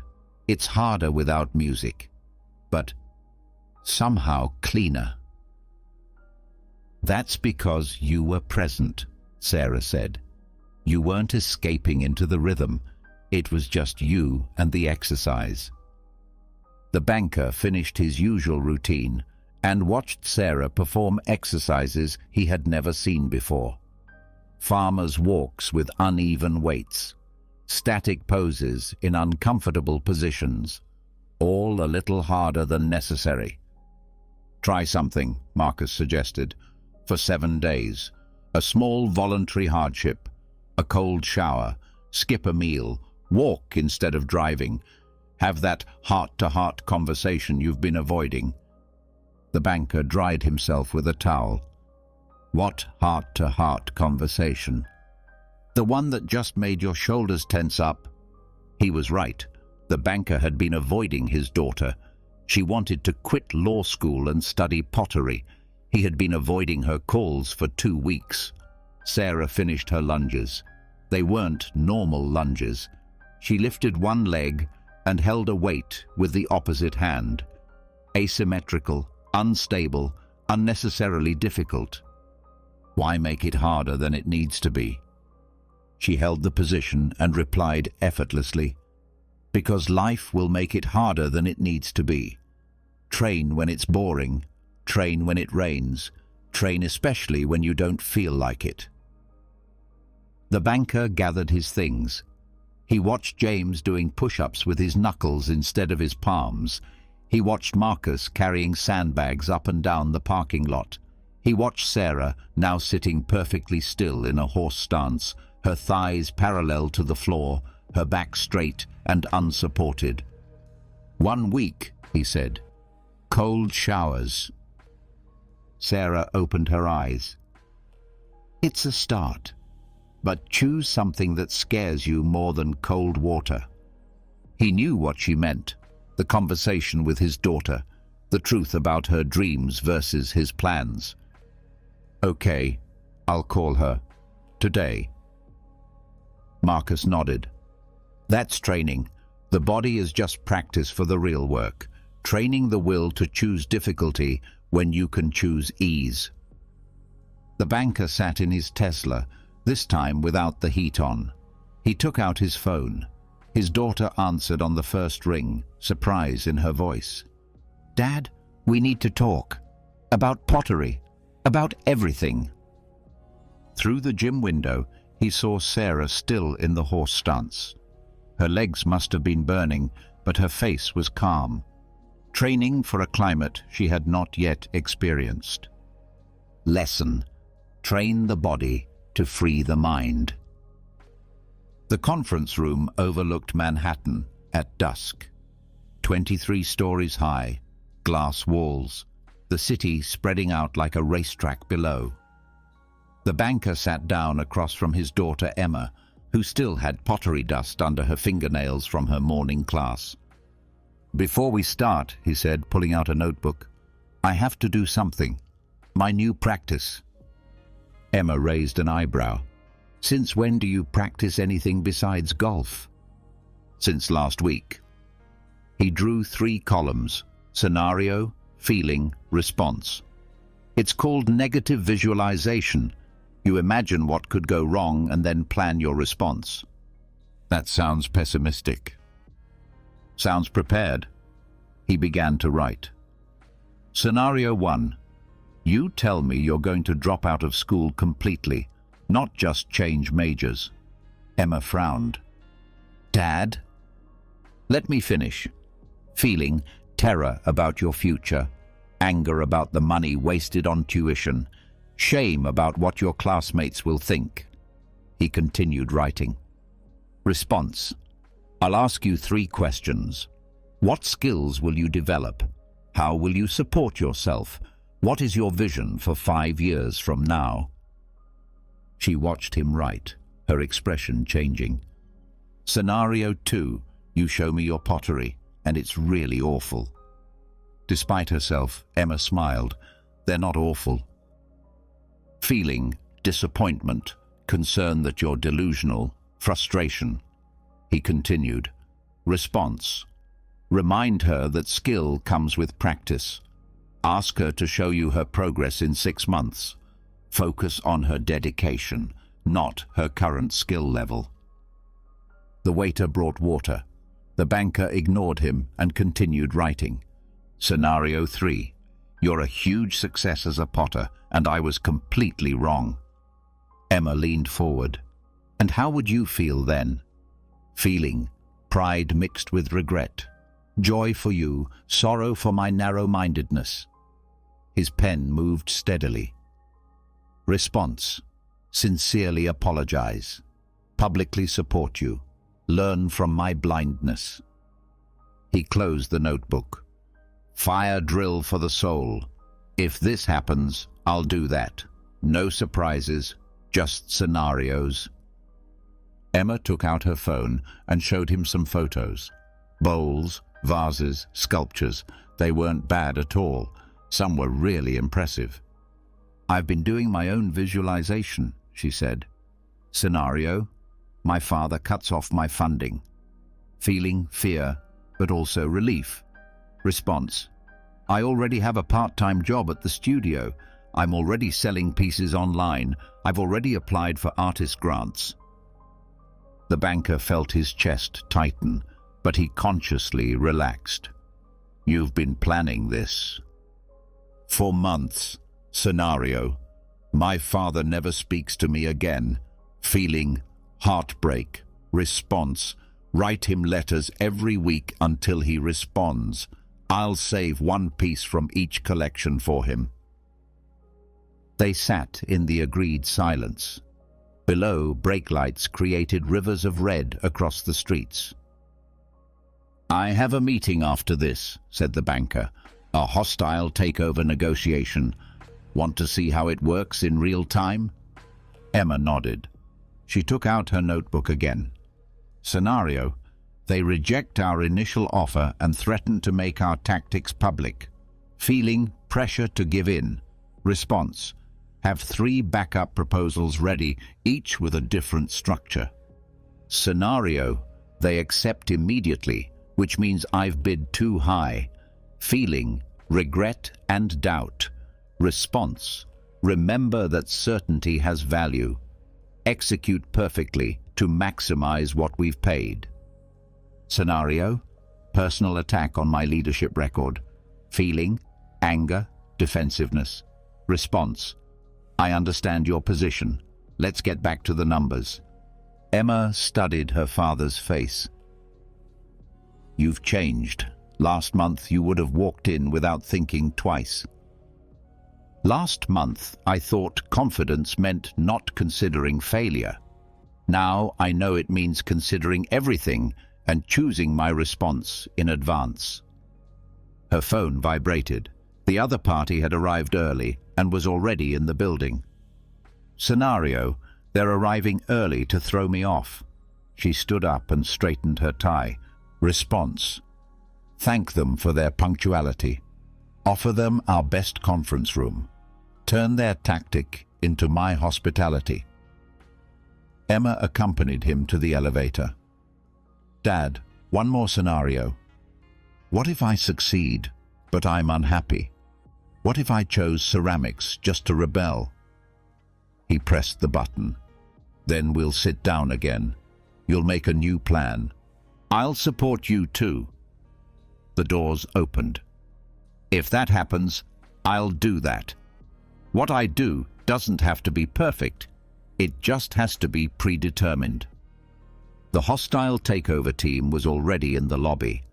3 lawyers, 2 executives, and a very aggressive CEO named Richards, who had publicly called the banker a relic of soft management. The banker shook Richards' hand. Thanks for coming in so early. It shows commitment. I've moved us to the 40th floor, with better views and more space.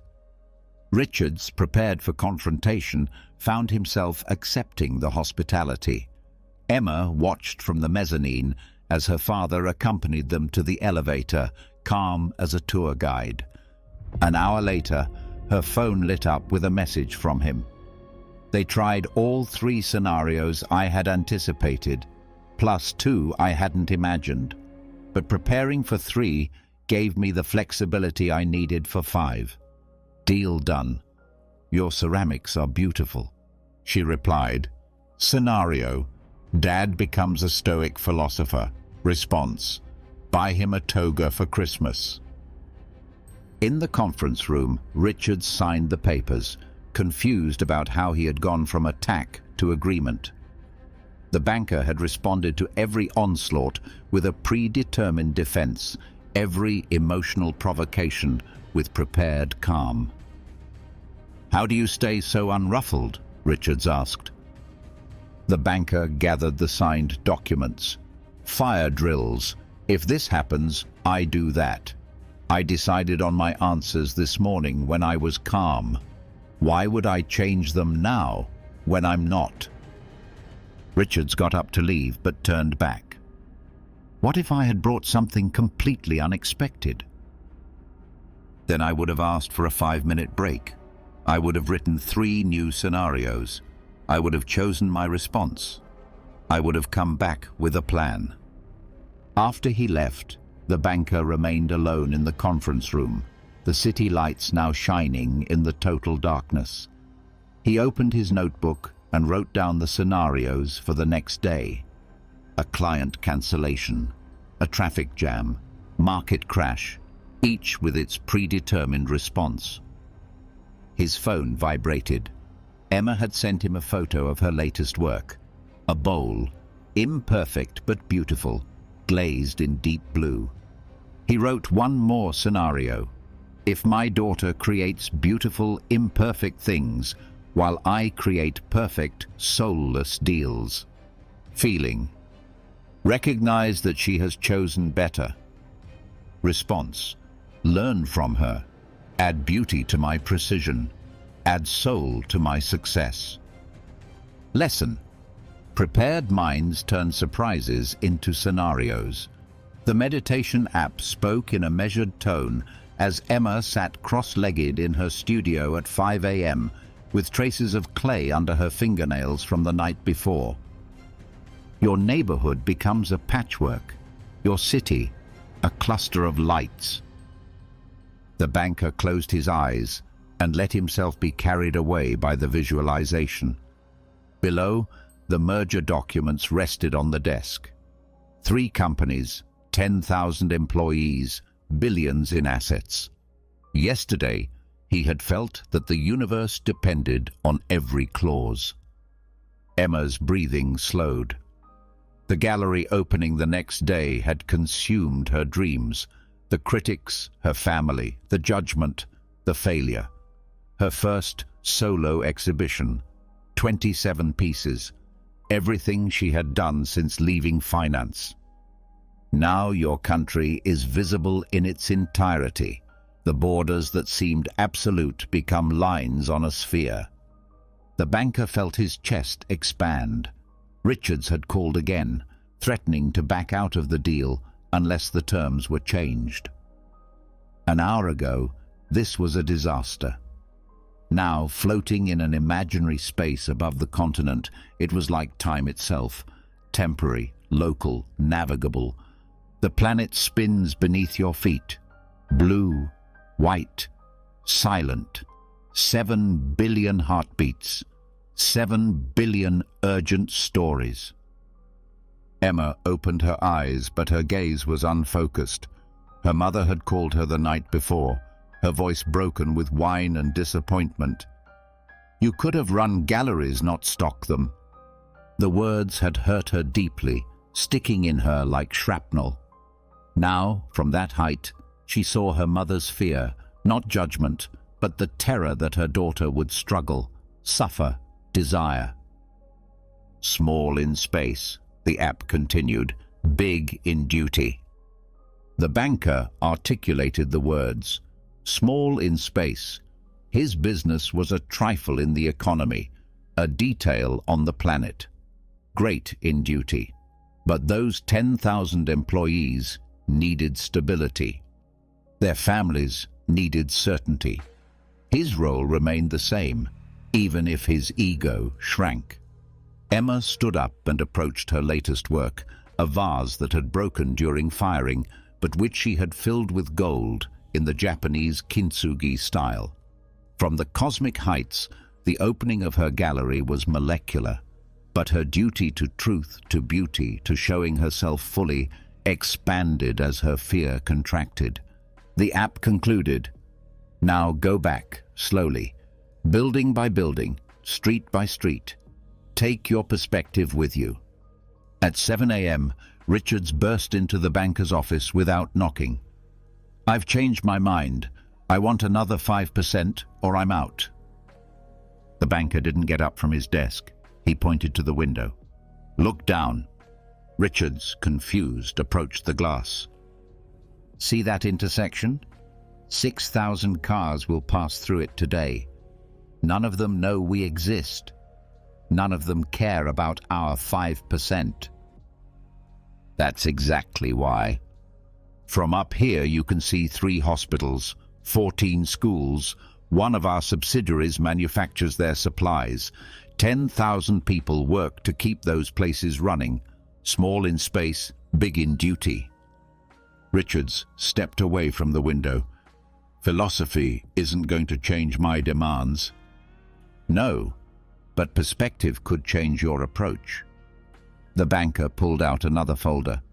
Alternative structure. You get your 5% in performance bonuses over 3 years. It protects the employees and rewards results. We both continue to fulfill our responsibilities. Richards sat down slowly.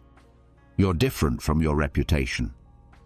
My reputation was built from the bottom up. Try looking at it from the top sometime."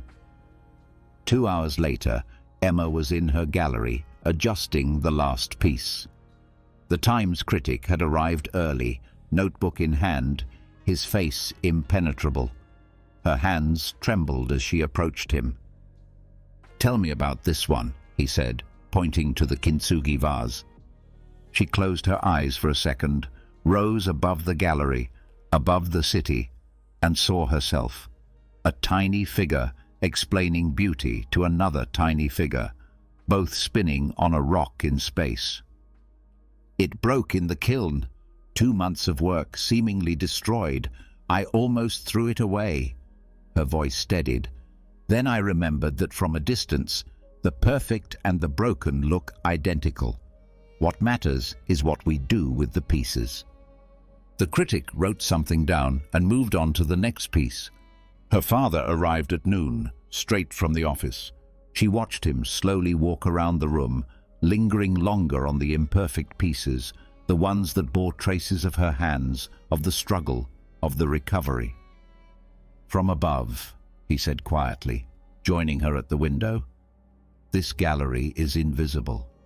Your opening is a speck, but your courage in showing up, in risking judgment, in offering beauty."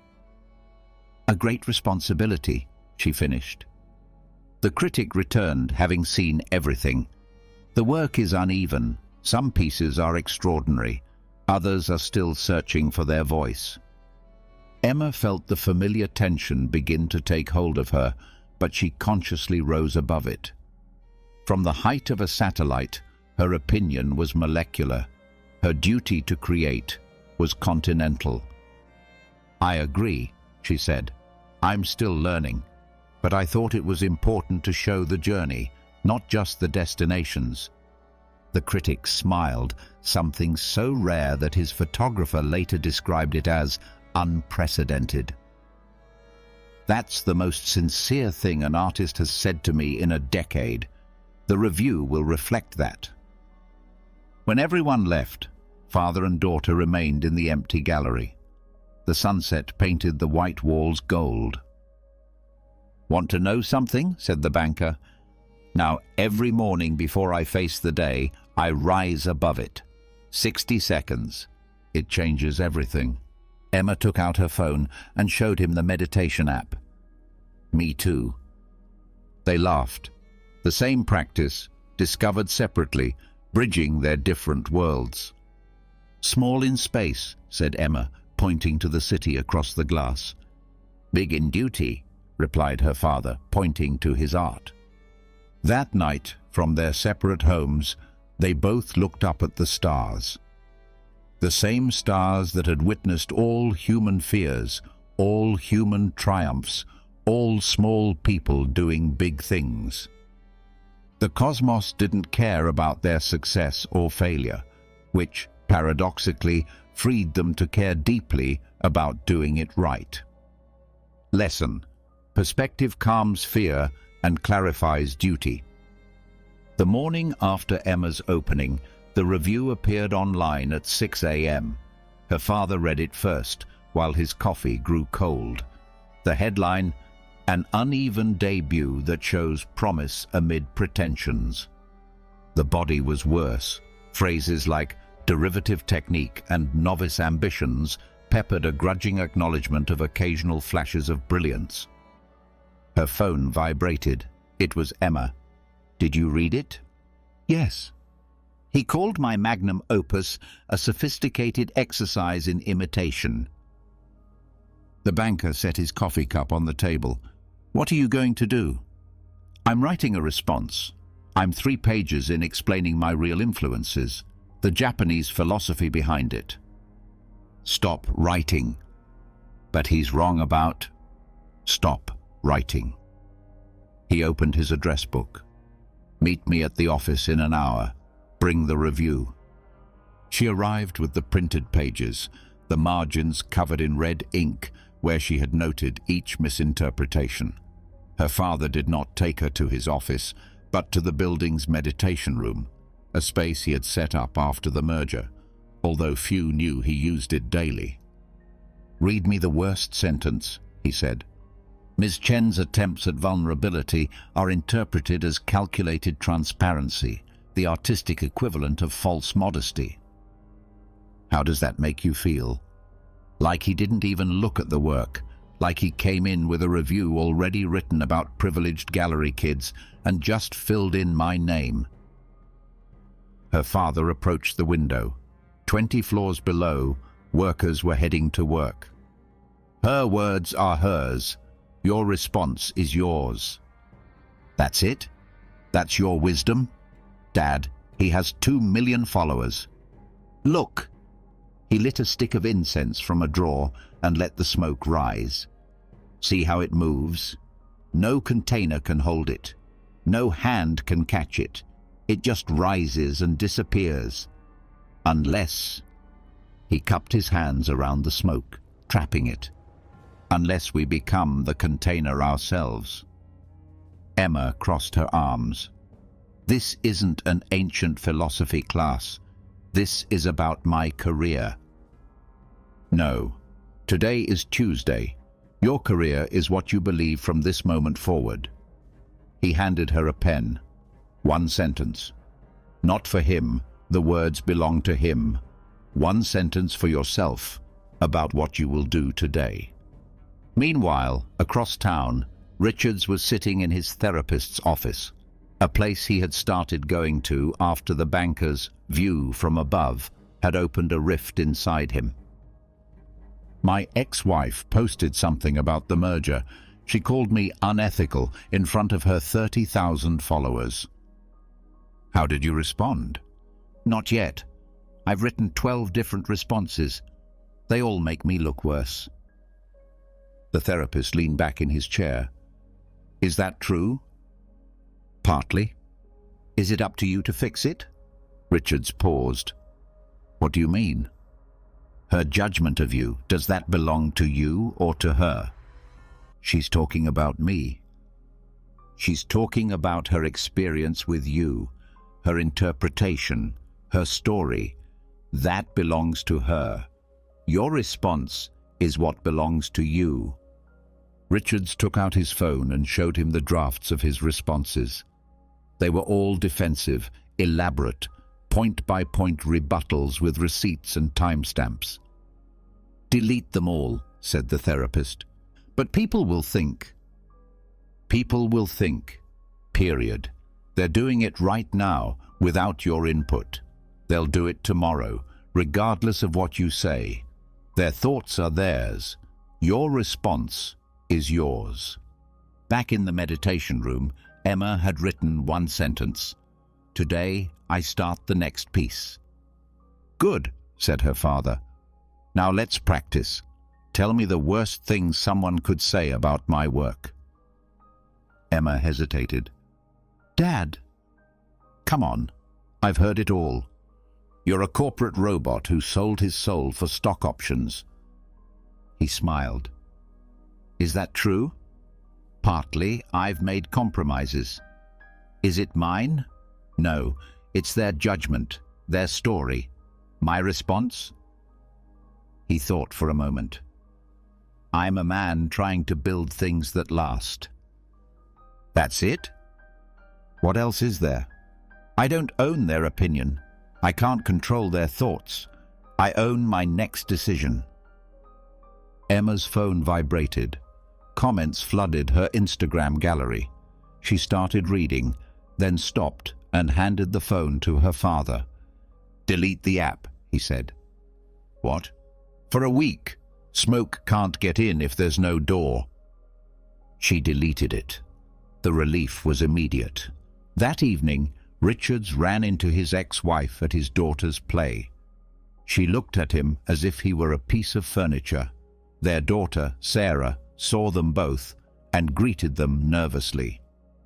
During intermission, his ex-wife's new husband made a loud comment about deadbeat negotiators while looking directly at Richards. 3 years ago, Richards would have responded. He would have made a scene. He would have won the wrong battle. Instead, he took out his phone and wrote a sentence in his notes. I'm here for Sarah. Only for Sarah. His words were theirs. His response was his own. After the play, Sarah ran toward him. "Dad, did you see the part where I forgot my lines but covered it up?" "You were great. Want some ice cream?" His ex-wife stepped in. "She has homework." "It's Friday," Sarah whispered. "Your father doesn't understand the structure." Richards knelt down to Sarah's height, ignoring the bait. "Mom's right. Homework first. But this weekend we'll celebrate properly, okay?" Sarah hugged him. Over her shoulder, he saw the surprise on his ex-wife's face. She had blown smoke. He let it rise and disappear. That night, Emma and her father had dinner at a small restaurant. No reservation necessary. No one recognized them. "The critic sent me an email," Emma said. "He wants to know if I have any comments on the review." "And?" "I sent him one sentence. Thank you for taking the time to see the work." Her father raised his glass of water. "To closed doors." "To closed doors?" She nodded. They toasted. Dozens of conversations flowed around them. Other people's words, other people's judgments, rising and disappearing like smoke from the kitchen. None of it could get in unless they opened the door. Lesson: self-control wins, not argument. The ovation lasted 3 minutes. Emma stood in the center of the gallery, surrounded by her new installation, Reconstruction, which enveloped the audience in fragments of mirrors and reclaimed metal. The Times critic, who had torn her previous work to shreds, was in the front row, applauding louder than anyone else. She felt nothing. It wasn't numbness, it was awareness. The applause was wind. Her work, the months of welding, polishing, and reshaping discarded materials into something that breathed. That was weight. That was hers. Her father watched from the back corner, remembering his own first big success, the launch of a product that had made him the youngest vice president in the company's history. He thought that ovation would sustain him forever. It lasted exactly until the next quarter's numbers disappointed. "Brilliant work," the critic said to Emma, extending his hand. "I was wrong. This is the future of sustainable art." "Thanks for coming," Emma replied simply. "We should talk about a feature story, maybe over dinner." 3 months ago, she would have jumped at the chance. She would have reorganized her life to get his approval. Now she saw it clearly. It was the time, not the climate. "Send me an email at my gallery," she said, already turning toward other guests. Across town, Richard sat in the cafeteria of his daughter Sarah's school, watching her receive her participation trophy at the science fair, 5th out of 5. She had worked for weeks on her volcano, memorizing facts about pyroclastic flows and rehearsing her presentation until she could recite it backwards. The winner, a boy with a professionally printed presentation on renewable energy, clearly put together by his parents, stood with his gold medal, basking in the praise of the teachers. Sarah approached Richards with the trophy in her hand. "I messed up the chemical reaction. I put too much vinegar in it." "What did you control?" She looked at him. "What?" "In the whole project. What did you have to control?" Sarah thought. "The research, the rehearsals, showing up even though I knew Trevor would do better." "And what wasn't your responsibility?" "The judge's opinions, that Trevor's father is an engineer, that the vinegar measurement was wrong on the website I used." Richards held up the participation trophy. "This is wind." He tapped her forehead. "What you've learned is weight." "Dad, that's weird." "Maybe, but it's also true." In the gallery, Emma's father found himself cornered by a collector who had once dismissed his company as soulless technology, but now wanted to talk about synergies given Emma's sudden fame. "Your daughter is a genius," said the collector. You must be very proud. I was when she failed too. The collector laughed uncomfortably. Well, sure, but this is different. Is it? It's the same Emma, the same dedication, the same vision, only time has changed. The collector's phone rang. Someone more important.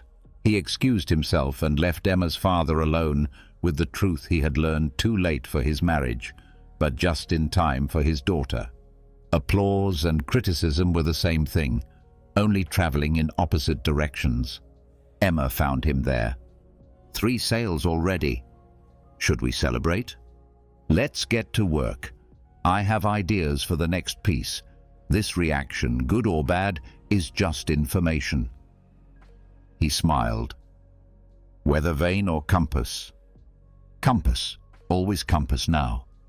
The metaphor had come up in one of their meditation sessions, where he explained how most people spun around with every breeze of opinion, while a compass always pointed north, regardless of the conditions. He had spent 40 years as a weather vane. His daughter had learned to be a compass in a matter of months. Richards and Sarah left the science fair early and stopped for ice cream despite the participation trophy. Trevor's mum said I should be ashamed of myself, Sarah said between bites of chocolate ice cream. Were you ashamed? For a second. Then I remembered what you said about smoke. Her words are hers. My response is mine, Sarah concluded. But Dad, what if everyone thinks I'm stupid? Richards put down his spoon. Remember when I had that big fusion? Everyone said I was a genius. The magazines, the newspapers, even the TV. You know what happened 3 months later? You lost everything. Exactly. And those same people called me an idiot, a failure, an example of what not to do. He leaned forward. Was I a genius? No, I was lucky at the right time. Was I an idiot? No. The market changed. I was the same person in both cases. The only thing that changed was time. Sarah stirred her melting ice cream. So what am I? A girl who chose the hardest project for the science fair, researched it on her own, and got up on stage even though she knew she might lose. That's character. Character carries weight. Back at the gallery, the after-party was a whirlwind of congratulations and champagne toasts. Emma was on the roof, looking out at the city lights, when the critic found her again. Aren't you celebrating your triumph? I'm working. On what? You just opened. She pointed to a construction site across the street, where a building was being demolished. Tomorrow, they'll tear down all those steel beams. I already called. They'll let me pick them up at dawn. But you've already made it. You don't need to rummage through trash anymore. Emma turned to him. I've never rummaged through trash because I needed to. I did it because discarded things contain the truth. Success doesn't change that. Most artists would be drinking champagne right now. Applause is wind, she said, surprising herself by quoting her father. Character is weight. The critic studied her. You really don't care that I'm praising you now. I care exactly the same as when you were criticizing me. He left shortly after, slightly offended. Emma stayed on the rooftop, sketching plans for her next work, while below the party celebrated a version of her that lived in their opinions, not in her reality. Her father appeared with 2 glasses of water. Indifferent favorites, he said, using the Stoic term they had discussed, things that were nice to have but did not affect virtue or character. Favorites but not necessary, Emma agreed. They stood together, watching the city's mood, its praise and criticism, its victories and defeats, swirl like the wind around the buildings that stood thanks to their foundations, not the air moving around them. Lesson. Let character be the anchor that a claim cannot be. The notification sounded at 2:47 a.m. Richards reached for his phone before fully waking up, his thumb already scrolling through emails as his brain struggled to remember why he had woken up. Across town, Emma was standing in front of her refrigerator at the same time, eating ice cream straight from the container, her third celebration since the gallery opened a week earlier.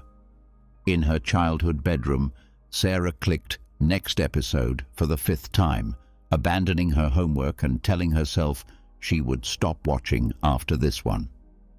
3 people, 3 lives ruled by habits rather than decisions. Richards caught himself staring at the screen, looking at emails about quarterly forecasts while standing in his underwear in the dark. When had this become normal? He remembered telling Sarah that character was important, but there he was, light as smoke, blown away by every digital breeze.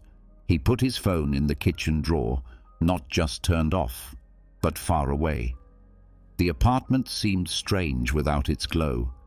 Emma scraped the bottom of the ice cream container and realized she didn't remember tasting it. The success at the gallery had triggered something unexpected. Not celebration, but hunger. More praise, more sales, more proof that she belonged there. She had been staring at her phone for 3 minutes, refreshing the reviews and counting the likes. "This isn't sovereignty," she said to the empty container. "It's just another form of scavenging." The next morning, Richards called a family meeting. Even though they were divorced, they still did this. The structure helped them. "New experiment," he announced. 7 nights, no screens after 9 o'clock. "That's crazy," said Sarah. "It's impossible," added Emma, although she had been thinking something similar. "It's not denial," said Richards, pulling out a timer. "It's a direction. We're not depriving ourselves of technology. We're reclaiming sovereignty over our attention." He had learned the distinction in his meditation group. Temperance is not about rejection, but conscious choice. Just as a skilled rider does not beat a horse, but guides its strength. Emma looked at her phone, 17 new notifications since she had sat down. What do we do instead? Whatever we decide to do, that's the point. They agreed to try. That night, 9 o'clock came like a small death. Sarah's fingers moved toward her laptop. Emma picked up her phone 6 times before remembering. Richard stood in the living room, suddenly aware of how much time there was in a night. Sarah was the first to break the silence, but not as she expected. With no screens, she noticed the sound of her neighbor practicing the violin, something she had never heard with his usual music. She opened the window, listened, and then took her old keyboard out of the closet. She wasn't a great player, but she could play. Emma found herself in her studio with nothing to document, no audience to perform for, just her and the reclaimed steel. She worked differently without the camera, looser, more experimental. When she made an interesting mix, no one knew but her. The privacy felt like a luxury. Richards did push-ups. Then he read a real book. Afterwards, he stood on the balcony and stared at the city, discovering that Tuesday nights had a different rhythm than Wednesday nights, something he had never noticed in the 15 years he had lived there. The second night was harder. The urge came in waves. "It's like surfing," Richards told Sarah when she called, "fighting the urge. You don't fight the wave. You don't obey it. You ride it." "Dad, you've never surfed." "Metaphorically, I'm excellent." She laughed, and the craving passed. Another wave would come, but now she knew. Waves always pass if you don't dive into them. Emma created a new environment in her apartment. She moved her phone charger to the bathroom. She put her laptop in a drawer. She placed art supplies everywhere. She was designing defaults, making creating easier than consuming. "The environment is stronger than willpower," she told her father when he came to visit. "So I'm making my environment work for me." He noticed that she had also removed all the clocks. "Why those?" "Time pressure makes me reactive. Without clocks, I respond to my actual energy, not arbitrary numbers."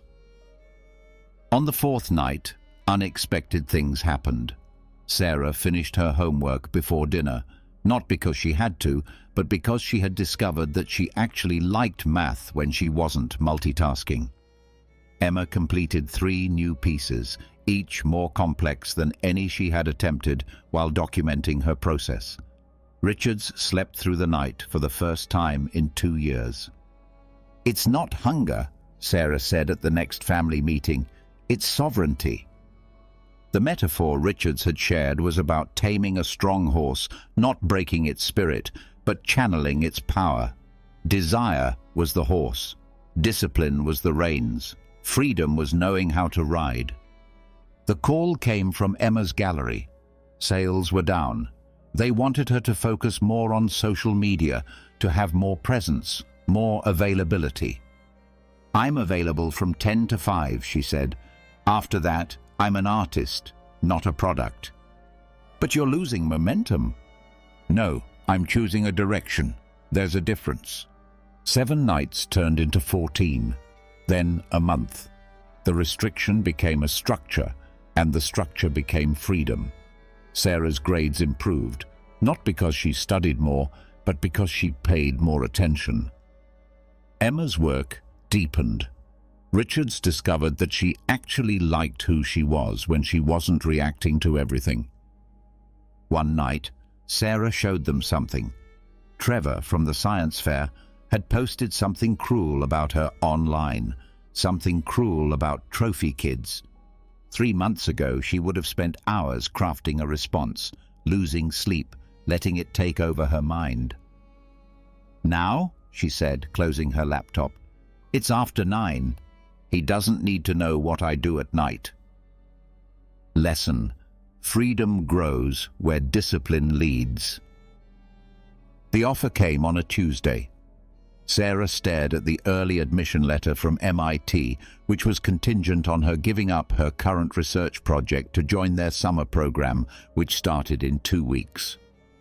"I need more information," she told her parents over dinner. "You already have the letter," Emma said. "But I don't know if my current research will be successful. I don't know if it's worth giving it up for the MIT program. I don't know." "You'll never know," Richards interrupted.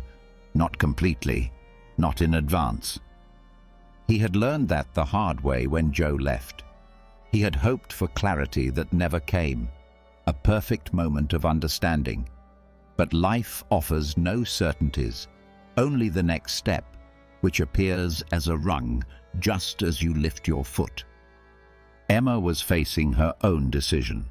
A collector in Berlin wanted to commission a huge installation from her, 6 months of work and a guaranteed income, but that meant abandoning her salvage aesthetic for polished steel. The contract had to be signed in 48 hours. "How can I choose if I can't see the whole path?" she asked Richards. "You don't need to see the whole path. You need enough information and clear values." He took out a napkin and drew 3 lines. "That's it?" Sarah asked. "That's it. Clarity through action, action through values." Sarah applied the filter to MIT. Who was she becoming? A researcher who finished what she started. Was MIT good for anything other than herself? Her current research could help more people. Would she respect herself? No, not if she gave up her work for prestige. "I'm staying," she decided, though her voice trembled. "Even if it means losing MIT." "If fate allows it, you'll find another way," Richard said. "And if fate doesn't allow it, you'll have chosen according to your values.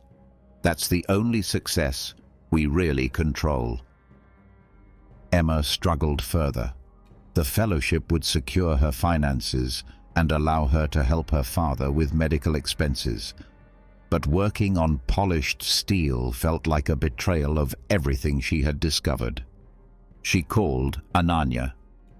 "What would you do?" "That's not the right question. What do your values tell you?" Emma's values said authenticity over security. But security also served others: her father, her community work at the set design workshop. "Both options are valid," Ananya said, "so choose the one that keeps you whole."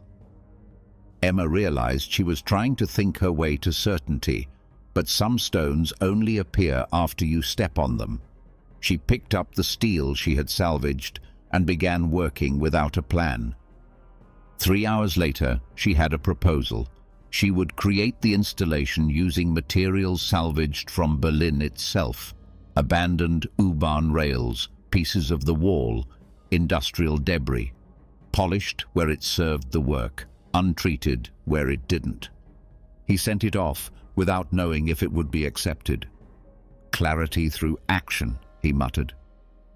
The collector rejected it immediately. Then he called back 6 hours later.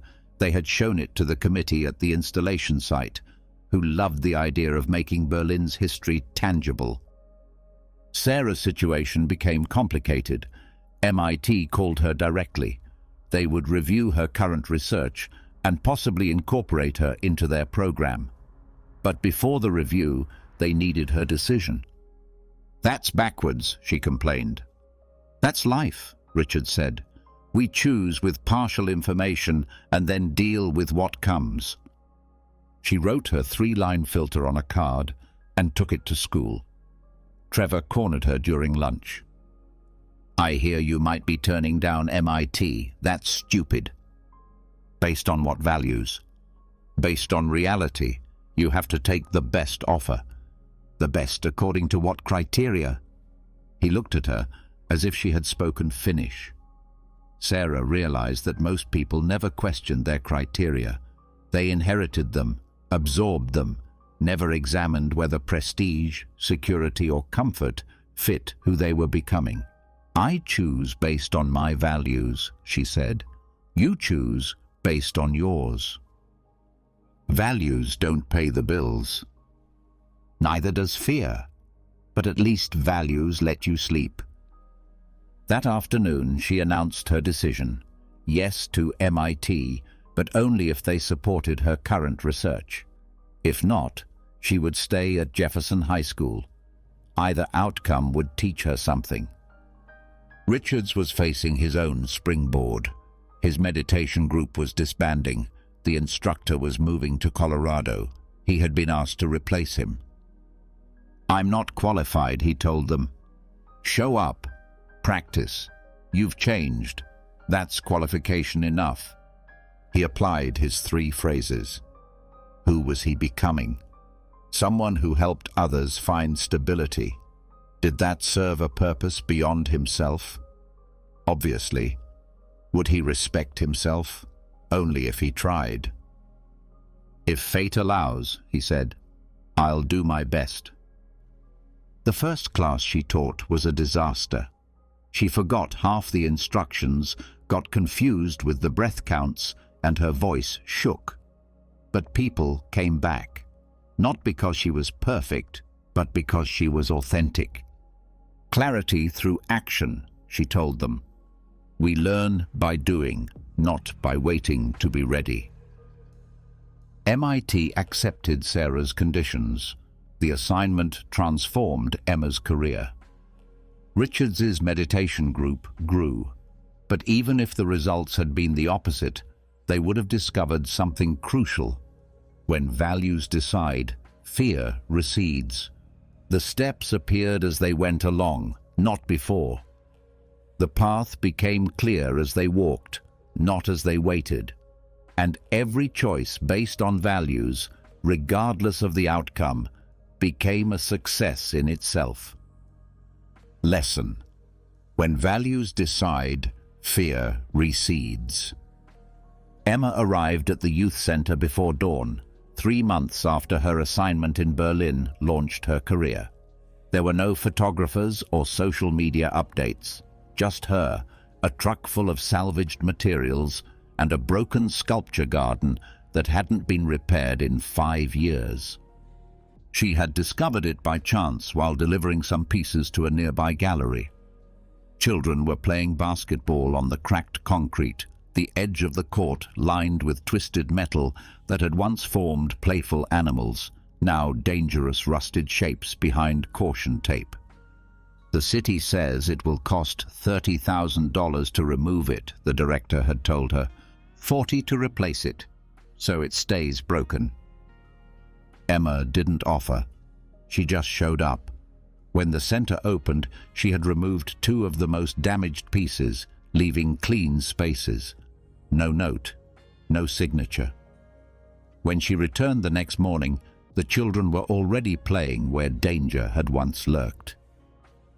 "Be useful, not dramatic," she muttered, loading another piece into her truck. Sarah focused first on the students who were failing. They weren't the ones who made noise or skipped class, but the quiet ones, the ones who drowned without splashing. She started arriving an hour early and left the classroom door open. No announcements, no mandatory sessions, just her presence. Marcus was the first to arrive, a third-year student who had missed 6 assignments. He sat silently for 20 minutes before speaking. "I can't read.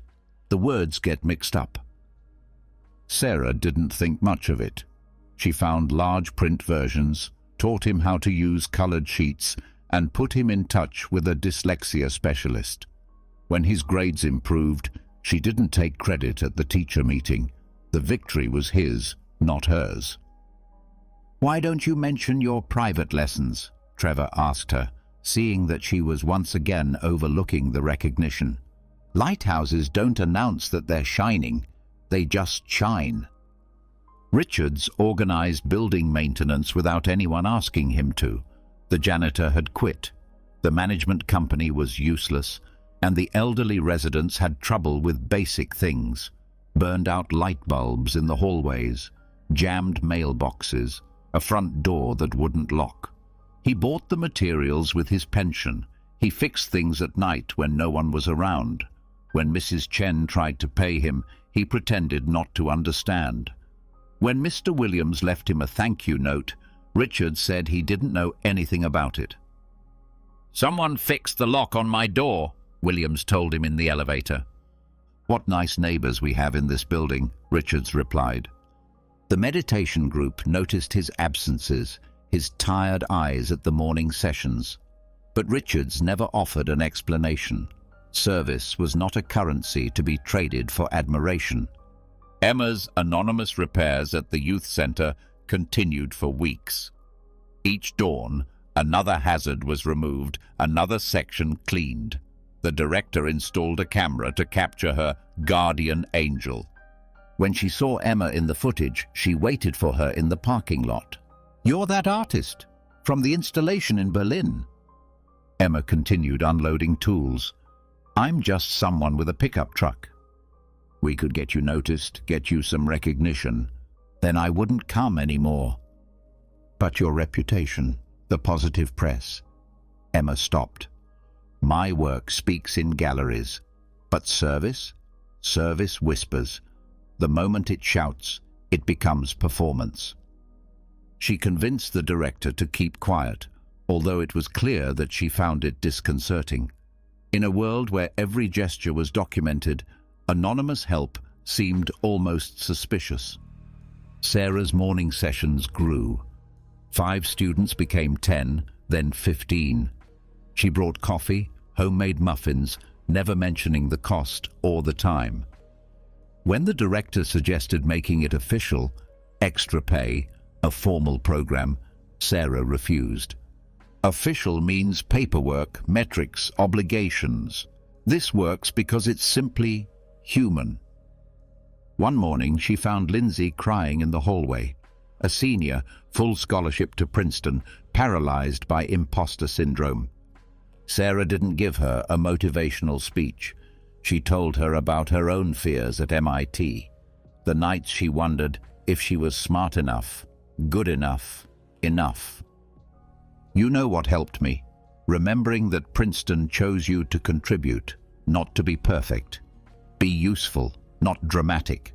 Show up, work hard, help others. The rest will work itself out. Lindsay started tutoring sophomore students. Not to improve her resume, she did it discreetly, during lunch, without leaving a record. Sarah saw her confidence grow through service, not achievement.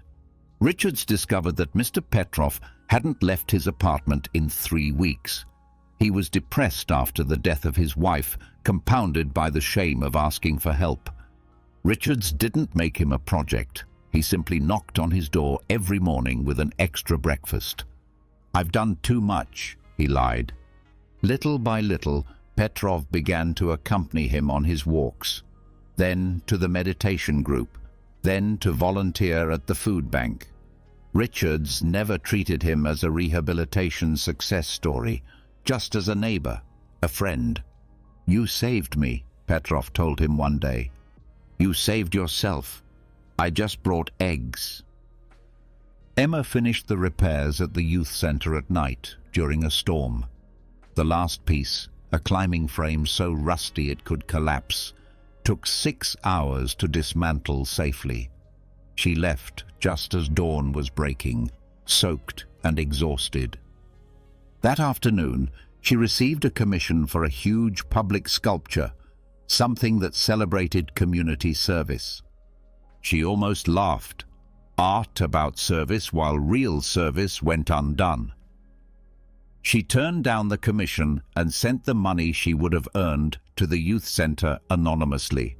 They used it to build a new garden where the broken sculptures had stood. The director called Emma one last time. "Someone donated exactly what we needed. Was it?" "The good people of this town," Emma interrupted. "Be helpful, not dramatic." Sarah's students started their own silent revolution. They tutored without signing up for honor society hours. They cleaned classrooms without getting environmental club credit. They fixed Chromebooks without recognition from the tech team. "Why?" asked Trevor. "What's the point if no one knows about it?" "The point is in doing it," Sarah replied. Serving for applause is just sophisticated selfishness. Serving for the sake of serving, that's how you build a life worth living. Richards' building was transformed without fanfare. Residents began helping each other, visiting each other, sharing meals. No committees, no schedules. Just human beings, remembering that they lived in community. "You started this," Mrs. Chen told Richards. "No, I just changed the light bulbs. You all started living like neighbors." The lighthouse simply shines. It does not announce the dawn, take credit for safe passage, or demand recognition for disasters averted. It is simply there. It serves.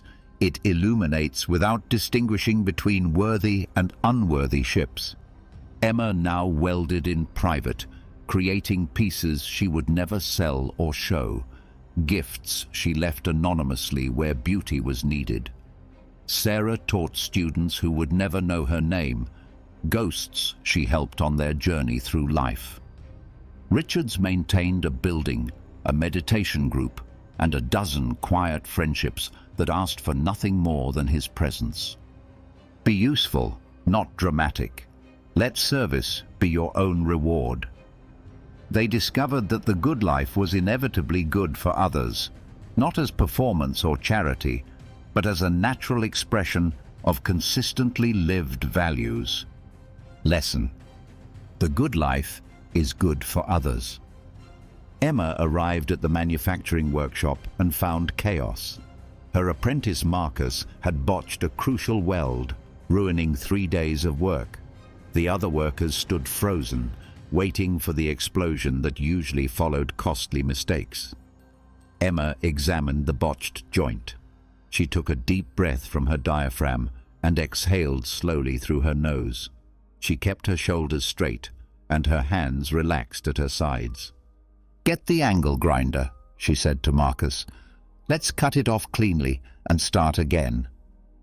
"But the deadline, it still exists, and so does the solution." She put on her welding helmet. "This time, watch my body position. See how I keep my elbows close to my body?" Marcus watched her demonstrate the correct technique 3 times. Her movements were fluid, unhurried despite the time pressure. When he tried again, she guided his arms without touching them and corrected his posture without criticizing him. "Copy me, explain it, repeat it," she said. "That's how skills are transferred." The other workers gradually returned to their tasks and the tension dissipated. Emma had taught them how to deal with setbacks, not with drama or blame, but with evaluation and action. Sarah faced her own test when the school board announced budget cuts. Her teaching team gathered in the break room, and voices rose with each proposed solution. "We should protest, file complaints, go to the media." Sarah remained seated as the others paced back and forth. Her breathing remained steady, her hands folded on the table. When she spoke, her voice was firm, without raising her voice. "We have 90 days before the cuts take effect. Let's make the most of them." She opened her notebook. 3 questions. What can we control? What can we influence? What must we accept? "How can you be so calm?" asked another teacher, overwhelmed with frustration. "Because panic isn't going to bring back the funding." Sarah drew 2 columns on the board. "But thinking clearly can help us find alternatives." She wrote the limitations in one column and the possibilities in the other. No drama, no speeches about injustice, just facts and options. Within an hour, they had identified 3 grant opportunities and a strategy for fundraising among parents. "Lead by example. Explain it. Repeat it," Sarah told them. "If we want students to face adversity with grace, we must first demonstrate it ourselves." Richards discovered that his meditation group was fracturing over scheduling conflicts. Half wanted earlier sessions, half wanted later ones. The arguments became personal, threatening the peace they had gathered to cultivate. At the next meeting, Richards arrived early. He arranged the cushions in a perfect circle and lit a single candle in the center. When the members arrived arguing, he was already seated, his back straight but not rigid, his gaze soft but attentive. He let them talk until they had vented. Then he spoke calmly. "We're arguing about when to practice peace." A kind smile. "Perhaps we're missing an opportunity to practice it right now." He proposed alternating schedules, 1 week early, 1 week late. But more importantly, he suggested they examine their attachment to their preferences. A gardener doesn't force roses to bloom according to a calendar. He takes care of the conditions, the soil, the water, the light. Roses bloom when they're ready. He pointed to the circle.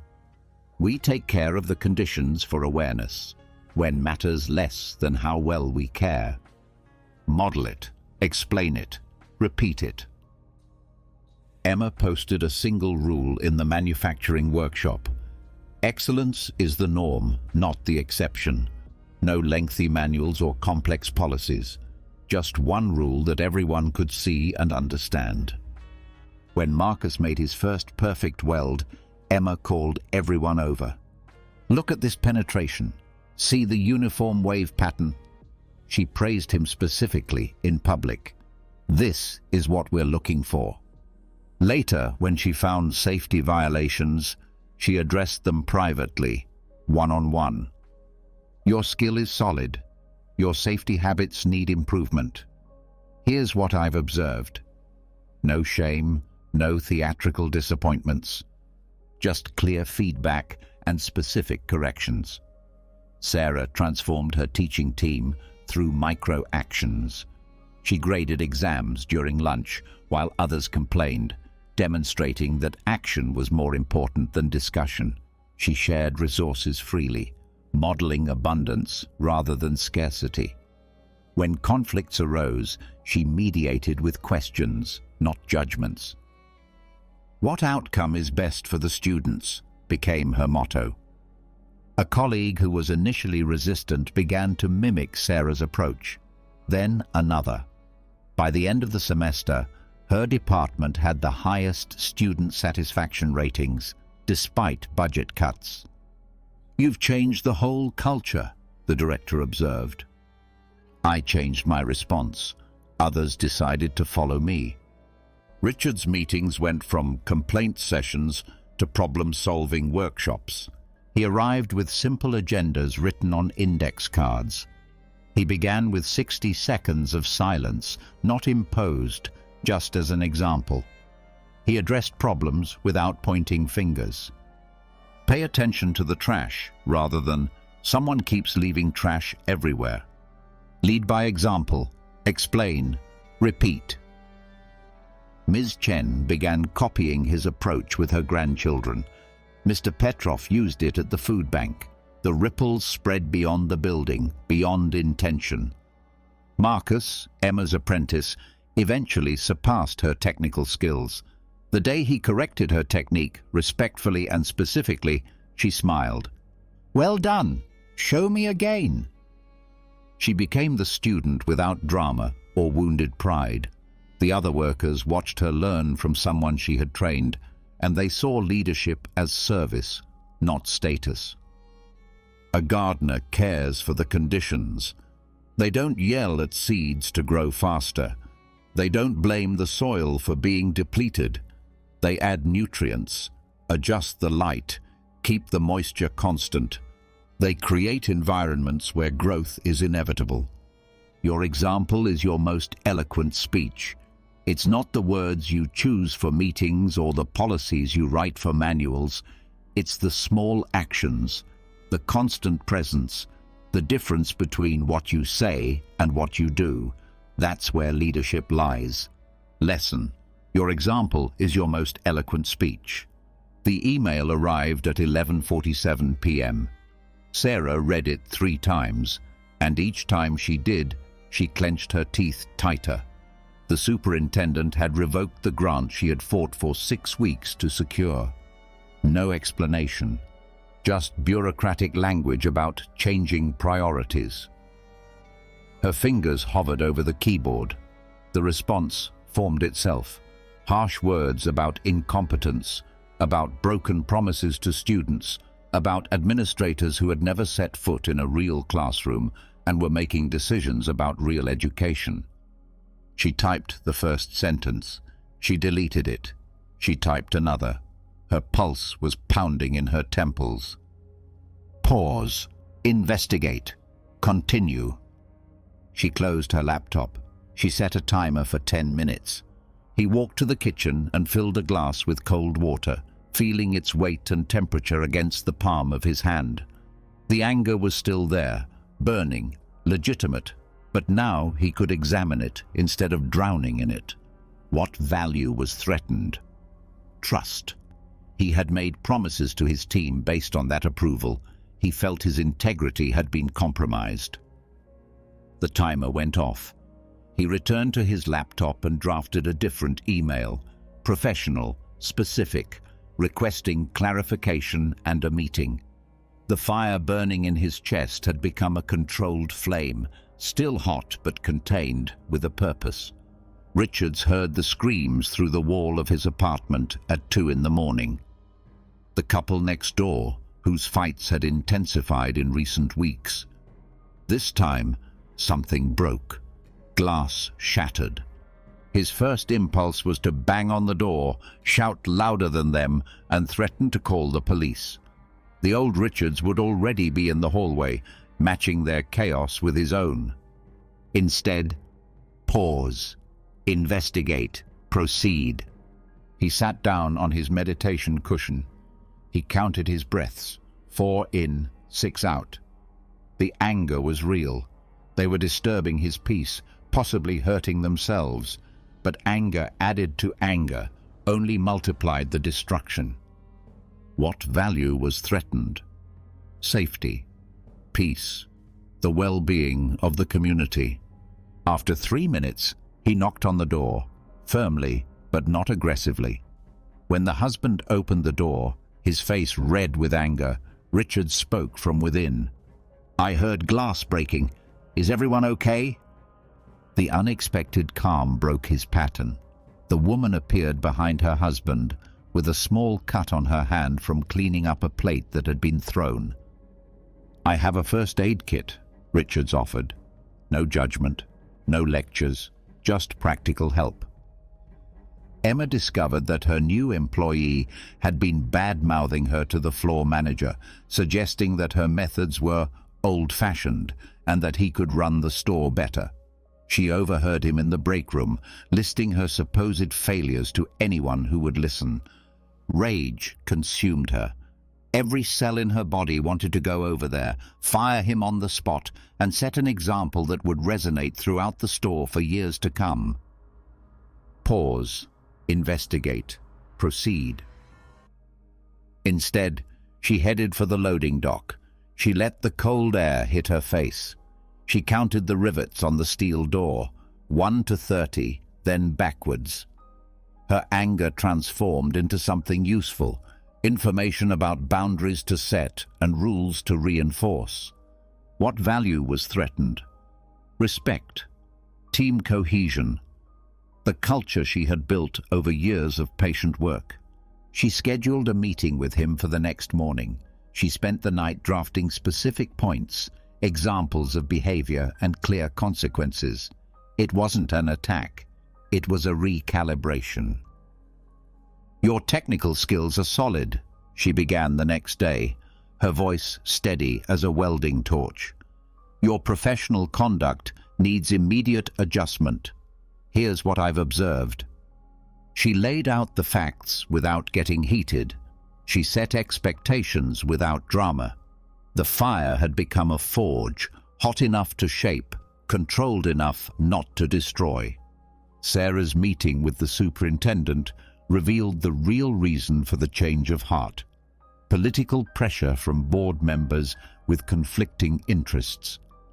The grant would go to a richer district's pet project. The injustice burned her. These were children who needed resources, not politics. She clenched her hands under the table. "I need to understand the decision matrix," she said, buying time. "Can you explain the evaluation criteria to me?" As he spoke, she breathed.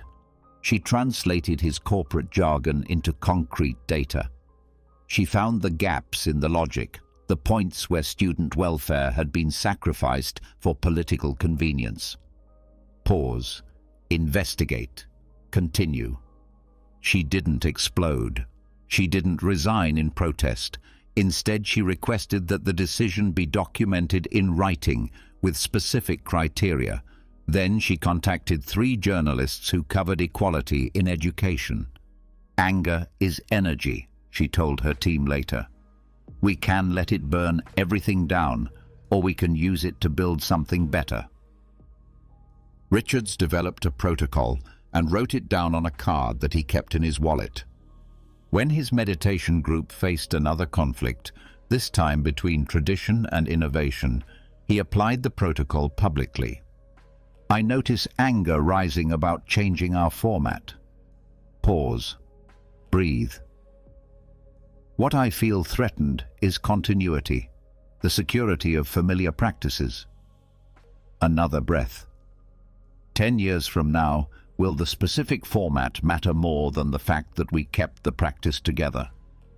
The group watched him transform irritation into curiosity, heat into light. Emma posted her own protocol for calming down in the store. "When you get angry, walk away from the work, count to 30, come back with solutions, not accusations." She put it into practice when a supplier delivered the wrong materials for the 3rd time, causing them to miss a deadline. Instead of the volcanic phone call everyone expected, she took 5 minutes. She wrote down 3 specific questions. She made the call in a professional, controlled, precise, and effective voice. Not only did the supplier expedite the shipment of the correct materials, but they also offered a discount for the inconvenience. Marcus watched and learned. He began using the same approach with difficult customers. The store's reputation went from tough but volatile to tough but professional. Anger comes as information. Something you value is in jeopardy. The signal is important. The smoke is not. A forest fire consumes everything, both the guilty and the innocent. A fireplace provides heat, light, and a gathering place to work. Same element, different control. The difference is not in the flame, but in the container. Lesson: anger serves when it is controlled. It destroys when it controls. Richards got the call at 2:47 a.m. His brother Daniel, 3 years his junior, had died in his sleep. Heart failure at 41. No warning, no goodbye. The world reeled. The coffee cups on the kitchen counter seemed strange, like artifacts from someone else's life. The meditation cushion he had sat on that morning seemed to belong to another century. Feel it, name it, walk with it. But first, he had to remember how to breathe. Sarah's mother's dementia had been progressing for 2 years, but the woman who had forgotten Sarah's name still remembered every word of Moon River. Until Tuesday, when she stopped. The music therapist tried 3 times. Her mother stared at the wall, humming something unrecognizable, trapped in a world Sarah couldn't reach. "She's still here," they said to comfort her. But Sarah knew that wasn't true. The mother who had taught her to read, who had stayed up all night sewing her prom dress, whom she had called first after every triumph and every disaster. That woman had already crossed a river that Sarah couldn't follow. Not yet. Emma's shop, the one she had bought from her father, rebuilt with her own hands, defended through recession and pandemic, burned down on a Thursday. An electrical fire that started in the walls. 20 years of work, gone before the fire trucks arrived. She stood in the ash-smelling dawn, watching investigators rummage through the rubble of what had been her office, her legacy, her life's work. "At least no one was hurt," said the fire chief. Emma nodded, unable to explain that someone had been hurt. The part of her that believed in building things, in permanence, in the myth that hard work could protect what you loved. Richards flew to Portland to attend the funeral. He found himself in Daniel's apartment, sifting through the evidence of a life cut short, a half-finished crossword puzzle, milk that would expire in 3 days. A voice message on Daniel's phone. "Hi, it's Tom. Are we still on for poker on Thursday?" The pain came in waves, not like a wall, but like a river with currents. Sometimes he could stand, sometimes it knocked him down. That night, he wrote a letter to Daniel. "You taught me how to throw a curveball when I was 12. You covered for me when I broke the windshield on Dad's car. You called me out when I got too philosophical and brought me back to reality with your bad jokes. I never told you that you made me want to be better, not with lectures, but by being exactly who you were. Thank you for 41 years of brotherhood. I will carry you with me, not as a burden, but as a light. Feel it, name it, walk with it." Sarah began visiting her mother every morning before school, not to talk, that was no longer possible, but to be present with what was left. She brought recordings of her mother's voice from better days, telling family stories. Sometimes she recognized her, most of the time she didn't. "I'm grieving someone who is still alive," she told her director, asking for an adjustment to her schedule. "Take all the time you need." But time wasn't the cure. Time was the river she had to cross, carrying with her both her pain and her love, learning that they weighed the same. She wrote to the mother who had been her mother, "You gave me words when I had none. You taught me that broken things can be beautiful, that Japanese pottery with cracks filled with gold is more valuable than flawless pieces.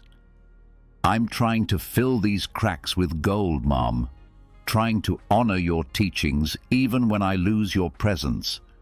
Thank you for teaching me how to live. I will teach others in your name." Emma stood among the debris with the insurance adjuster, taking inventory of the losses. The restored 1947 lathe, the anvil her grandfather had used, the wall of photographs, 3 generations of metalworkers now reduced to ashes. But Marcus was there, along with 2 other employees, rummaging through the debris. "We're looking for tools that can be salvaged," Marcus explained. "Anything we can recover, we'll restore." They found his father's hammer, the handle burned, but the head intact. They found the brass plaque with the name of the original workshop. He found a community he didn't know existed.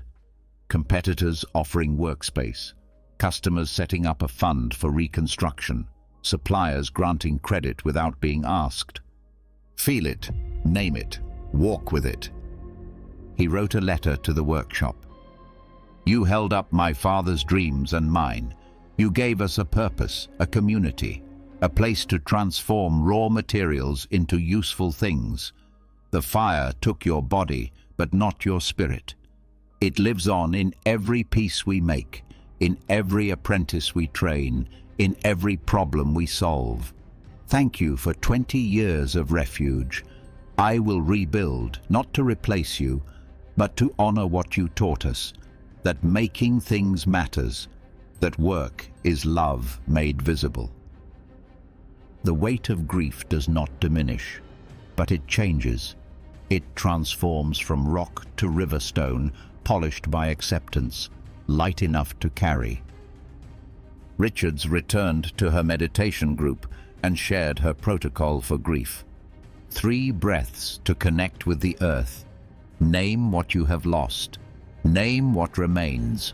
Choose an action that honors both. Sarah developed a manual for teachers facing anticipatory grief, the loss of students through graduation, illness, or moving away, the loss that precedes loss, the goodbye that lasts for months or years. Emma's new shop was built on the foundations of the old one, different but rooted in the same ground. She kept the burnt hammer hanging on the wall, not as a reminder of the loss, but as proof of what survives. Pain comes as a teacher. It is not cruel, even though it may seem so. It is not punishment, even though it may seem so. It is simply the price of having loved something temporary in a temporary world. The river of pain must be crossed, without a bridge, without a boat, without a detour. But it cannot be crossed alone. It carries with it all those who have suffered before, all those who will suffer after. It joins an ancient procession of human beings who have learned that loss does not negate love, that endings do not erase meaning. Lesson: pain can soften the heart without hardening the mind. The hourglass sat on Dr. Patricia Chen's desk, not as decoration, but for its functionality, as it measured exactly 1 hour. She turned it over at the beginning of each session with a patient and watched the sand fall grain by grain as someone across from her struggled with the weight of time.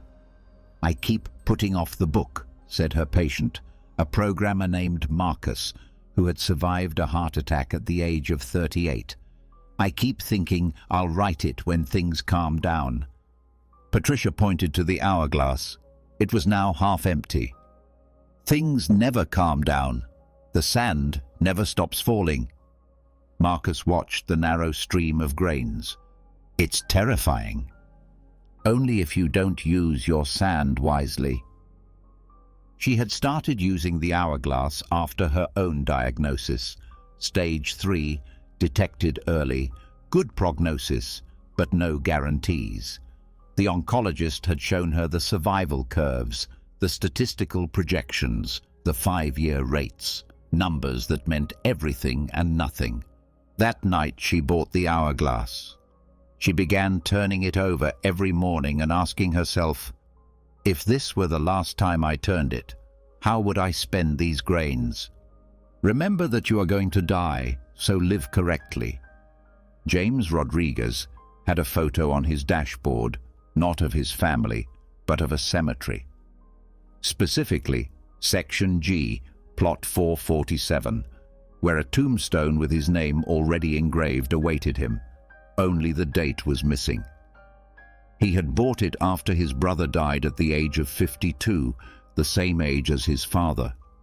Sometimes passengers would ask him about the photo. "It keeps me honest," he would reply as he merged into traffic. "Every green light could be the last. Every passenger could be my last conversation. It makes you present." He had been driving with that photo staring at him for 3 years. He helped a woman in labor when traffic left them stranded.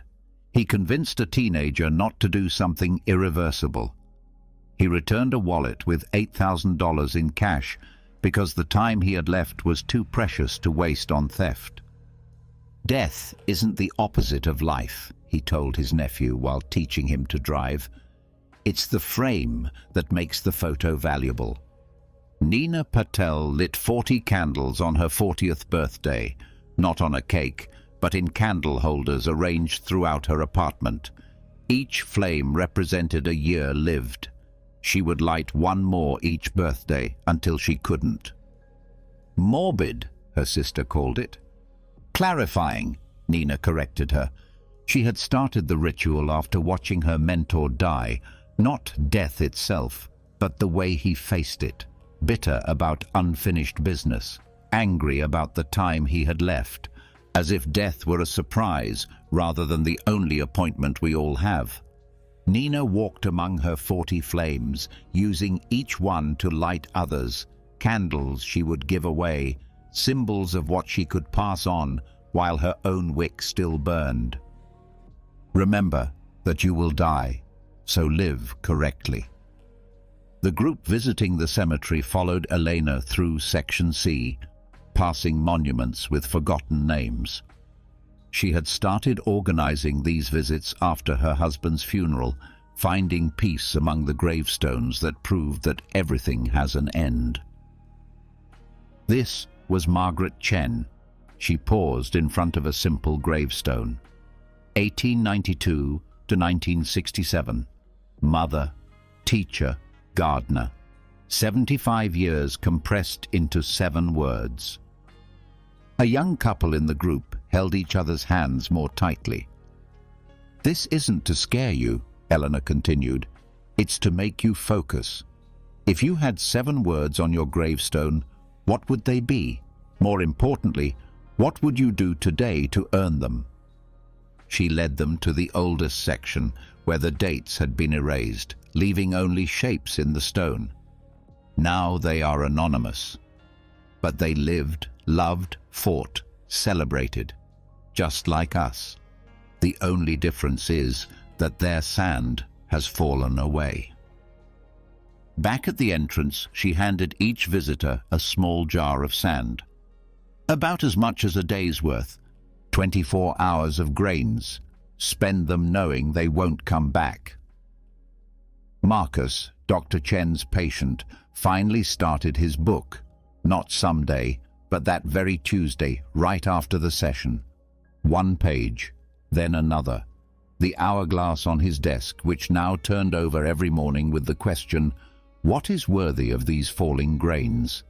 He wrote about code as poetry, about building digital cathedrals that would outlive their builders, about the heart attack that taught him that time was syntax, precise, limited, irreplaceable. James Rodriguez started a program to teach former inmates how to drive. It wasn't charity, it was an investment. Their grains of sand fell into their hourglasses, and their skills were passed on before their last journey. "You are going to die," he told each of the graduates.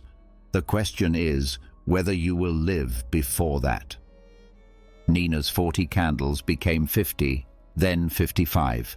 Each year, more light to give away. She mentored young designers and taught them that creation was the answer to mortality, to create things that would outlive their creators. Eleanor's visits to the cemetery grew. People came to face the fact that would define all others. This ends. Not to become morbid, but to become aware. To stop living like sleepwalkers on finite days. 3 dignified ways to spend today, she assigned them. Only 3. Not everything, that's panic. 3 deliberate choices that honor your mortality. They wrote, "Small acts that become meaningful because of their scarcity. Ordinary moments that become sacred because of their number. The hourglass does not stop. The candle burns down. The cemetery fills up." These are not threats, but teachers who remind us that meaning does not come from duration, but from decision. Not from having infinite sand, but from spending the finite grains wisely. Lesson: mortality clarifies priorities. Marcus Chen cleaned offices at night, pushing his cart through towers where multi-million-dollar deals were closed during the day. Security guards saw him studying between floors, with philosophy books propped up on cleaning supplies and Greek phrases copied onto index cards. They said he was poor, they said she was weak, but the Stoics knew true wealth is invisible. His bank account had 3 digits. His treasure trove of virtues contained more. Each trash bag was emptied with dignity. Each bathroom was cleaned with care. Each lost item was returned without hesitation. Deposits in a private economy where character was the currency. The executives whose offices she cleaned left Rolex watches on their desks, assuming the janitor wouldn't dare touch them. Marcus covered them with notes. Moved to drawer for safekeeping, MC. Building trust grain by grain, choice by choice. Sarah Williams had a food truck with margins as thin as the slices of bread in her sandwiches. The competition undercut her prices, stole her recipes, and spread false rumors about health violations. Her financial advisor showed her charts that pointed to closure. "Change course," he advised. "Lower quality and increase volume." Sarah looked at her hands, marked by years of preparatory work, steady from years of practice. Her wealth wasn't in the cash register, but in repetition. The same fresh ingredients every day, the same generous portions, the same sincere smile, whether she was serving executives or factory workers. She kept a different set of books. Her food truck survived. Competitors with fatter bank accounts closed down. Customers came for the food, but they stayed for something they couldn't put their finger on. The richness that radiated from someone who had carefully chosen her currency. Dr. Angela Foster treated addiction at a clinic where insurance barely covered the costs. Other doctors at her medical school drove Teslas and posted photos of their vacations in Santorini. They gathered at meetings and compared the incomes of their specialties. "Are you still at the clinic?" they would ask, with a tone somewhere between pity and judgment. "I'm still making deposits," she would reply. Her treasure, 20 years of service. Thousands of hands held during crises. Hundreds of funerals she had attended, weddings she had celebrated, birthdays she had remembered. The teenage addict she had treated, now a counselor to others. The grandmother who got clean at 70 and lived to meet her great-grandchildren. Angela wrote down her daily contributions. Compound interest in currencies no bank would recognize. James Park had 3 suits, drove a 15-year-old Honda, and lived in the apartment he had rented since law school. The other lawyers at his firm renovated everything but their ethics. They measured wealth in billable hours. He measured it in uncompromising moments. The case that could have made him rich, defending a company he knew had polluted the groundwater. The settlement would have allowed him to buy the house, the car, and the life everyone expected him to want. Instead, he turned down the representation.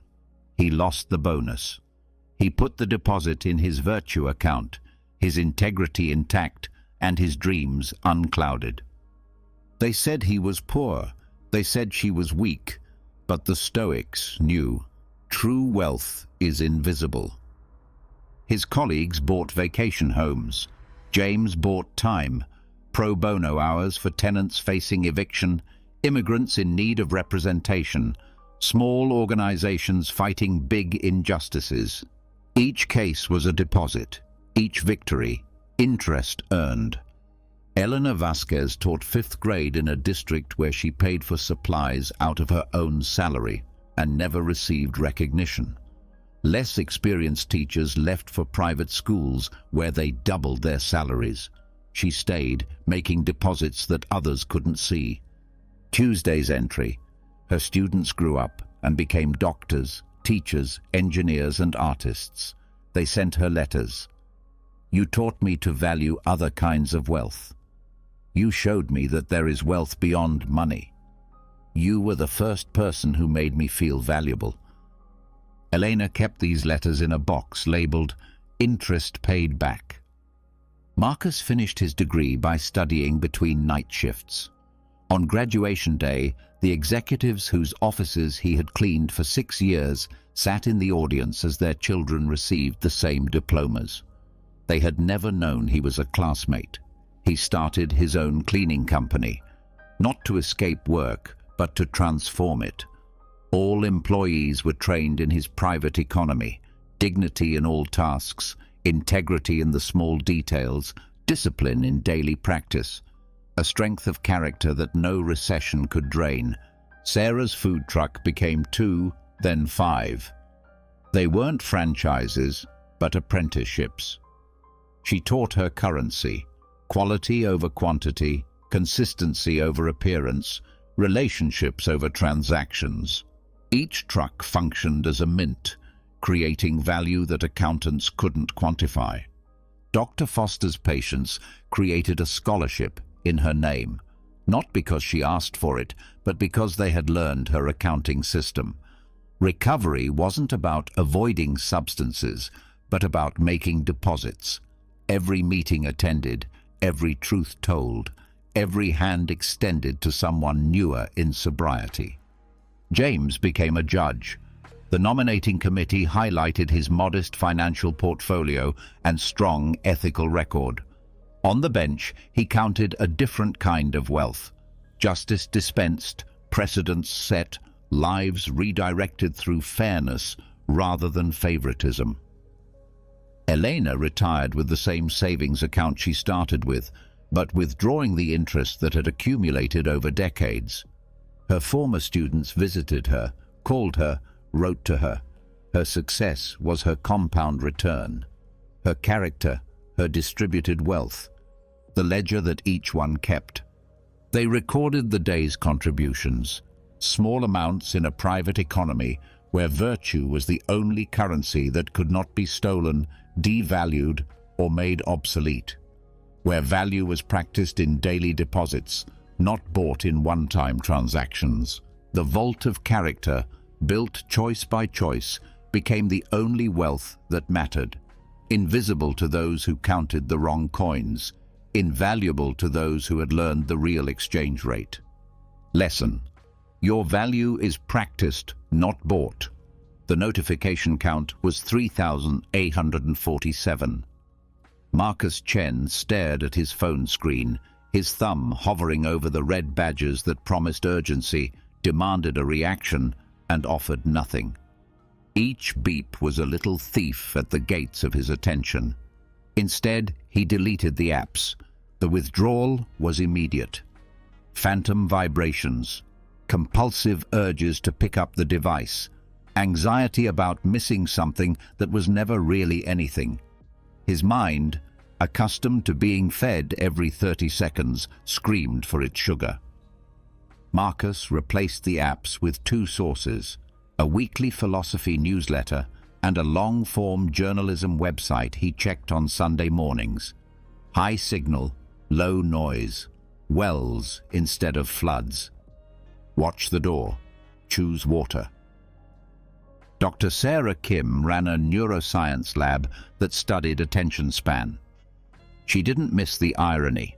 She was researching concentration while her own was scattered across 17 browser tabs, 4 messaging platforms, and 3 news aggregators. She was studying what she was losing. The experiment began with herself, an information diet, with calorie counting, no scrolling, no browsing, no quick checks that turned into hour-long descents into other people's opinions about other people's opinions. Her colleagues consumed everything and retained nothing. Sarah consumed selectively and retained the essentials. They knew all the hot topics. She knew what was important for her job. They reacted to every headline. She responded to selected signals. James Morrison managed social media for a tech company while practicing information monasticism. He was amused by the paradox, selling attention while protecting his own. He understood the mechanism because he had stepped away from it. His castle had very strict rules of access. The company wanted him to be always available, always responsive. James set limits. 2 emails a day, 1 message, create before consume. His campaigns worked better than those of his colleagues who lived on the platforms. Distance gave him perspective. Perspective allowed him to develop strategies. Elena Rodriguez wrote novels on her phone during her commute to work, but she hadn't read anyone's opinion about writing in 3 years. No forums, no groups, no endless discussions about the process that replaced the actual process. She wrote 2 hours a day and consumed the work of others for 2 hours a week. The ratio was important. Create more than you consume, produce more than you browse, build more than you destroy with criticism and comparisons. Watch the door, choose water. Marcus filled the hours he had regained with creation. Carpentry in the garage, each piece molded with his hands instead of his thumbs. The furniture existed. The tweets he didn't read didn't. Reality over representation, always. Dr. Kim's lab productivity doubled once she stopped fragmenting her attention between different sources. One of the breakthroughs came during what would have been a Twitter session. An idea emerged from sustained attention rather than a scattered reaction. Her articles were accepted by more prestigious journals. Her thinking deepened beyond snap opinions. The students she mentored were addicted to junk food news. She taught them the diet. At first, they resisted. The fear of not knowing everything immediately. The anxiety of silence where there had once been noise. Then they discovered what Marcus, Sarah, James, and Elena already knew. Less input, more output. Less reaction, more response. James noticed patterns in the metrics. Posts created from quiet contemplation outperformed those made with reactive haste. Campaigns based on principles rather than trends lasted longer and went further.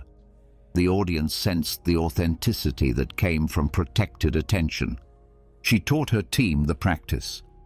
Elena's novels became richer once she stopped diluting her imagination with the opinions of others. Each book emerged from a protected mental space, uncluttered by what everyone else thought fiction should be. She established sources. Discipline felt like deprivation until it revealed itself as liberation. Attention regained from the slot machine of endless scrolling. Focus restored from the fragments of perpetual partial attention. Marcus built furniture that lasted for generations, while others built tweets that lasted for seconds. Dr. Kim published research that advanced knowledge, while others published reactions that advanced nothing. James created campaigns that changed behavior, while others created noise that changed channels. Elena wrote novels that endured, while others wrote comments that faded away. Each of them kept a journal. Control was not based on ignorance, but on intention. It was not about hiding information, but about choosing what deserved to be included. The castle of attention was protected, the well of inputs was healed, and the ratio between creation and consumption was carefully maintained. Everyone practiced the same protocol: create before consuming, respond rather than react, choose wells rather than floods, protect gates against attention thieves. The currency of attention, spent wisely rather than stolen bit by bit. The destination of attention, deliberately directed rather than randomly scattered. Lesson: attention is destiny. Direct it wisely. The laminated card that Dr. Sarah Chen carried in her wallet had 7 lines written on it. They weren't motivational quotes. They weren't borrowed wisdom. They were her code, refined over years of emergencies and ethical decisions, written in her own hand. Marcus had his engraved in oak, literally. 5 maxims on wood hung above his workbench, each letter carved deep enough to last a lifetime. Elena lived with sticky notes taped to her bathroom mirror. James encoded his in a password prompt that appeared every morning. Different formats, same function, a North Star when the fog rolled in. Dr. Chen's code emerged from pattern recognition. Every time she had acted with integrity, certain principles had guided her. Every time she had strayed, their absence had allowed her to do so. She wrote them down. Perception: see what is, not what I fear. Action: move toward difficulty with grace. Will: accept the results, embrace the effort. Service: heal without judgment. Truth: speak it gently, without reservation. Courage: one uncomfortable truth a day. Presence: this patient, this moment, this breath, short enough to memorize, clear enough to apply, personal enough to matter. It's not for show, it's for the soul. Marcus discovered his code through failure. Every piece of furniture he ruined taught him something about standards. The wobbly coffee table, he had rushed it. The chair that broke, he had skimped on materials. The cabinet that never sold, he had built it for applause rather than function. His maxims emerged from his mistakes. Craftsmanship: quality always over speed. Materials: never skimp on the foundations. Process: measure twice, cut once, accept the result. Purpose: build to last, not to impress. Learning: every mistake teaches if you listen. He carved them during a weekend when orders piled up and the pressure mounted. The act of carving slowed him down and deepened his commitment. These weren't suggestions, they were standards. Elena's code addressed her specific demons: perfectionism, comparison, and creative paralysis. She had written 40 novels in her mind, 3 on paper. The difference tortured her until she identified the thieves. Creation: done beats perfect. Comparison: my only competition is yesterday's page count. Discipline: 2 hours a day, no exceptions, no excuses. Truth: write what scares me. Service: stories that help others feel less alone. Revision: fix it later, finish it now. The cards on his mirror reflected the morning light. He read them while brushing his teeth, programming his unconscious before his conscious mind could argue. Some mornings he wanted to revise them, make them prettier, deeper. But that was perfectionism talking. The code remained as written, imperfect, functional, his. James faced a different challenge. His company's values were plastered on every wall: innovation, disruption, excellence, but they meant nothing when quarterly targets drove every decision. He needed personal standards that could withstand institutional pressure. His code fit on a business card. Integrity, what I do when no one is watching. Impact, results over activity. Communication, clarity over cleverness. Growth, learn from failure faster than from success. Limits, my attention, my rules. Service, add value before extracting it. He printed dozens of copies: wallet, desk drawer, car visor, bathroom cabinet. Wherever the temptation to compromise arose, his code was waiting for him. It wasn't for show, it was for the soul. For those moments when the easy way called and only his personal principles could redirect him to the right one. The codes evolved, but slowly. Dr. Chen added one about rest after exhaustion. Recovery is not optional. Marcus removed one about customer satisfaction when he realized it contradicted his principle of quality. Eleanor consolidated 6 lines into 4, making them more concise.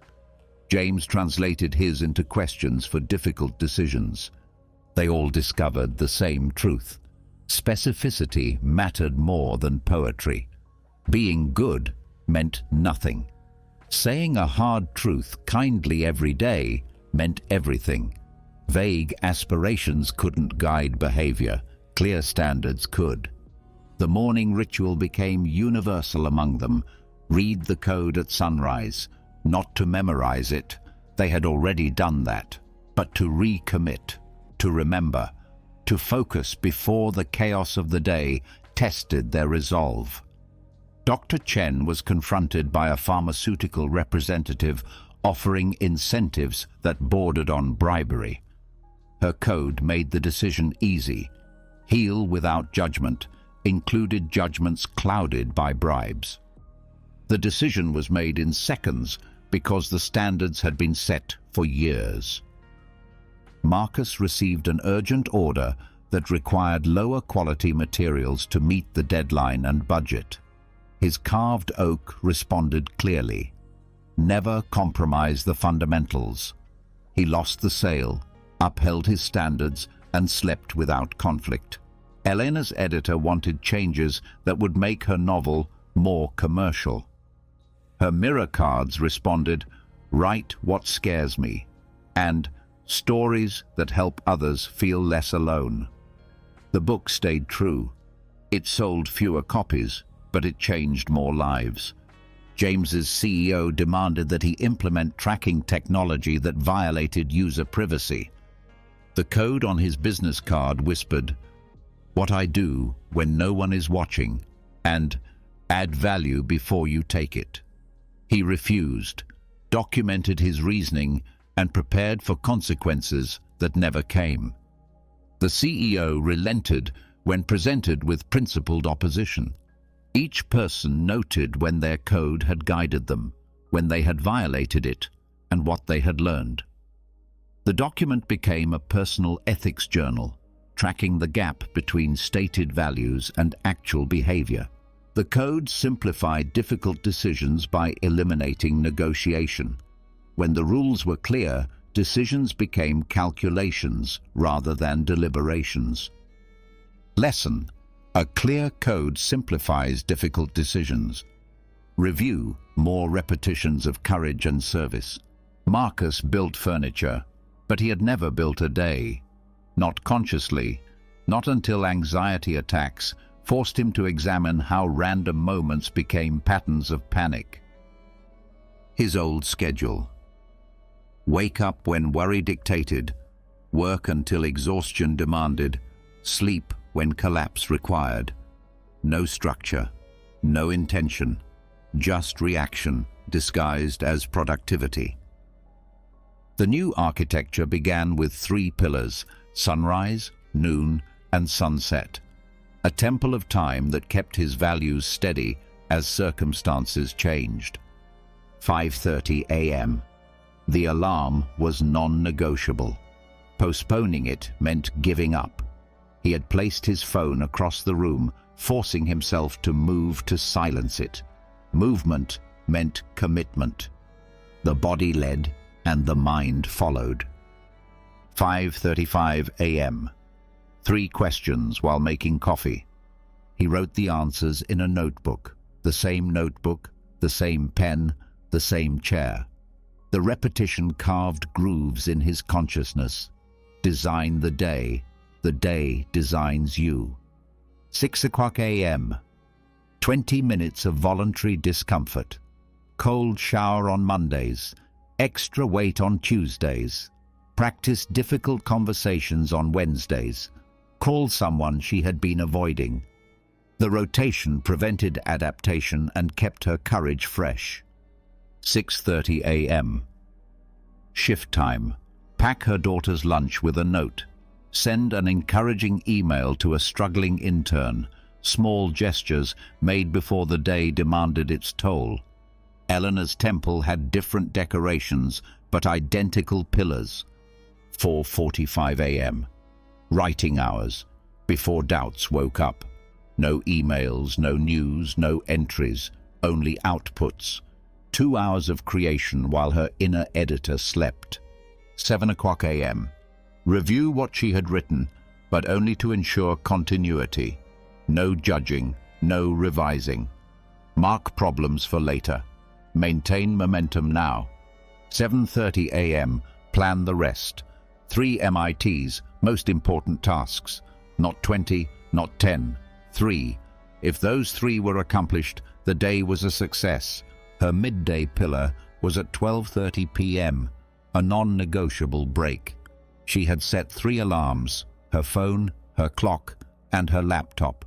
Redundancy prevented excuses. The adjustment ritual took her 10 minutes. She had learned to distinguish between busy and busy. Busy meant the email she had been avoiding, the chapter she was afraid of, the boundary that needed to be set. Busy meant reorganizing files and checking metrics, movement without progress. Dr. Chen integrated her pillars into the chaos of the hospital. She couldn't control when emergencies arrived, but she could control her response to them. Before her shift, when it started, mid-shift, bathroom breaks became ritual spaces. After the shift, in the car before driving home, James planned his workday with precision. Open calendars invited interruptions. His became a fortress with strategic doors. 7:15 a.m.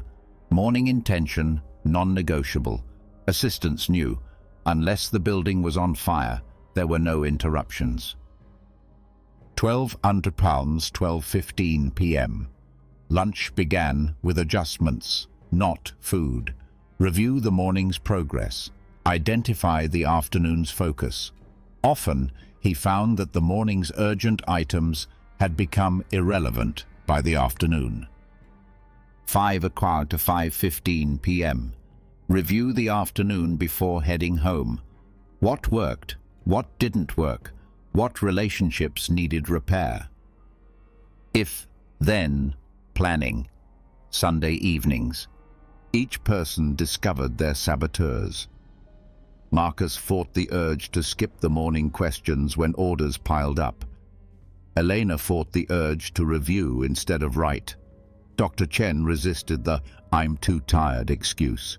James confronted the lie that it's too important to pause.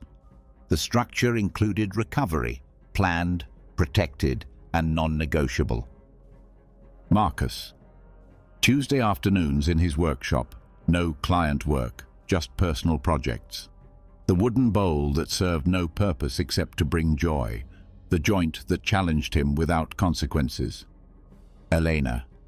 Fiction Fridays. No editing, no correspondence, just reading other people's work, filling the creative well.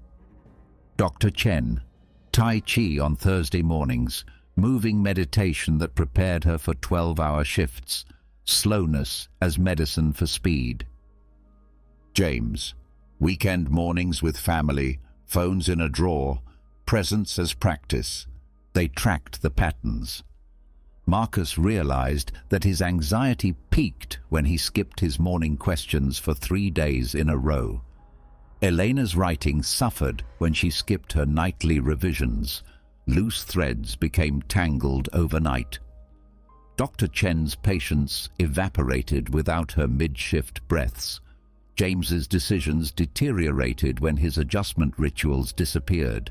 The temple required maintenance, monthly reviews to assess what was working, what wasn't, and what needed adjustment. But the 3 pillars, sunrise, noon, and sunset, remained constant. Everything else could change. These anchors remained firm. Their days began to shape them. The morning intention created momentum. The midday adjustment prevented derailments. The evening review turned experience into wisdom. The architecture made courage systematic rather than sporadic. Design the day. The day designs you. They had heard it as a metaphor until they lived it as a method. Rituals weren't limitations. They were containers of freedom. Within the structure, spontaneity thrived. Within discipline, creativity flourished. Lesson: rituals make courage repeatable. The wind tunnel awaited. It wasn't a metaphorical wind, but real resistance, real turbulence, real tests that would reveal whether the architecture could withstand the elements. Monday, the stage for criticism. Your presentation was a disaster. The client interrupted you midway through. This isn't what we agreed on. It's amateur work. Did you even read the briefing? Everyone is watching. Your team cringes. Your reputation takes a visible hit. 2 piles assessment. Code application. The truth without defense. Calm body, clear mind. Response options. The most common option. Option 1. Seek information, not justification. Criticism may contain gold or nothing. Only research will reveal it. Reservation clause. We will readjust this project if we improve our understanding. Tuesday. Delay scenario. The permit you needed arrived 3 weeks late. Your project schedule is falling apart. The team is scheduled, the materials are ordered, the customer is expecting it to be finished. Everything is collapsing like dominoes. 2 piles assessment. Code application. Obstacles as material. Act where influence exists. Response framework. Reservation clause. We will complete it excellently, even if it is later than planned. Test. Learn. Reinforce. Wednesday. Failure scenario. The business you have built over 5 years has to close. The numbers don't lie. You have 6 weeks left, maybe 8 with cutbacks. Your identity is tied to this company. People believed in you. You believed in yourself. 2 piles assessment. Code application. Failure teaches. Success validates. Both serve a purpose. Decision tree. Reservation clause. This is over, but I'm moving on, wiser. Thursday. Success scenario. The promotion arrives, not the one you wanted, but 2 levels higher. Your salary doubles, your visibility quadruples. Your former colleagues are now your subordinates. Imposter syndrome joins ego inflation. 2-stack assessment. Code enforcement. External is preferred, internal is not necessary. Character over merit. Integration approach. Caveat: I will take this position lightly, but the responsibilities seriously. Test, learn, reinforce. Friday. Fatigue scenario. Day 14 of 16-hour days. The crisis is not over. Your body protests, your mind clouds over, your patience evaporates. The rituals that sustained you seem impossible. Even breathing is an effort. 2 battery assessment. Code application. Yield without breaking. Progress, not perfection. Fatigue modifications. The skeleton holds when the muscles fail. The structure sustains when motivation disappears. Reserve clause. I will maintain the minimum viable practice even if it is not ideal. Saturday. Compound scenario. Your father is dying. The merger is failing. Your teenage son is rebelling. Your health indicators are in the red. Everything is burning at the same time. 2 battery assessment. Code application. All your code rotated as in a triage. Survival architecture. Reserve clause. I will do it incompletely, but honorably. Test. Learn. Reinforce. The wind tunnel revealed weaknesses. Each scenario required advanced planning. Not detailed scripts, but response frameworks. If there is criticism, be curious. If there are delays, communicate. If there are failures, extract. If there are successes, be light-hearted. If there is fatigue, minimize. If there is complexity, triage. Sunday exercise. Simulate tomorrow's likely scenarios. The difficult email you're waiting for. The meeting that could blow up. The deadline that could be missed. Don't catastrophize, prepare. Don't panic, get organized. Write the response before the trigger occurs. Choose your stance before the storm. Decision-making under pressure degrades unless it is decided in advance in a calm state. The wind tunnel taught us the order of preferences. These preferences, practiced under pressure, became reflexes. The criticized presenter who sought information instead of justifying himself. The contractor who was late and communicated immediately. The failed founder who closed with honor. The promoted manager who remained flexible. The exhausted worker who kept up the minimum. The overwhelmed father who chose presence over perfection. Try. Learn. Reinforce. The stress test ritual revealed where practice had not yet become second nature, where the code remained theoretical, where courage needed to be cultivated. Lesson: what you practice under pressure becomes second nature. The Roman forge at dawn. Not the elaborate smithy in the city, but the portable brazier carried by a legion, functional, essential, sufficient. The blacksmith held the ring with the seal over the coals that had burned all night, smouldering but never extinguished. Every morning, the same ritual: breath to wake the coals, hammer to shape the day. Marcus stood at the window, the city still dark. 30 days of practice had carved channels in his mind like water in limestone.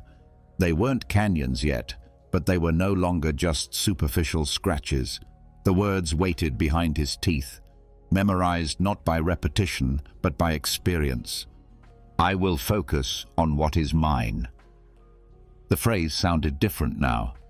It wasn't a limitation, but a liberation. The board meeting the day before had dissolved into accusations, but he had kept coming back to that first sentence.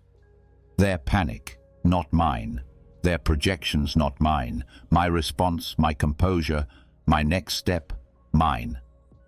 I will act with courage, even when courage is scarce. The email to his estranged brother, sent at lunchtime. 5 words. Thinking of you. Miss you. Short. Scary.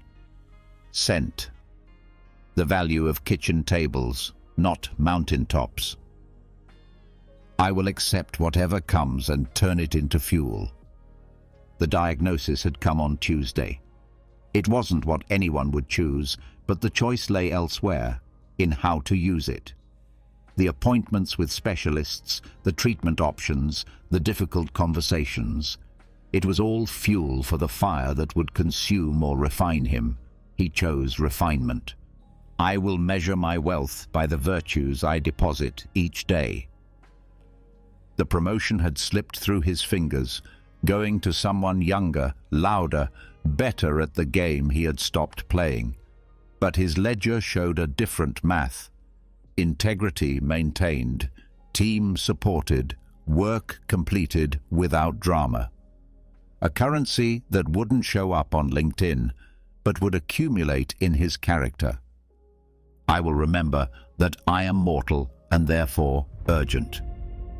It wasn't morbid, it was clarifying. The hourglass on his desk, which turned over every morning, let the grains fall without him noticing. Enough time for what mattered, never enough for what didn't.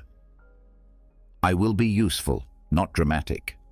Sarah's crisis didn't need his opinions or his anxiety. It needed his presence, his practical help with the children, his quiet confidence that she would pull through. Usefulness without witnesses, service without keeping score.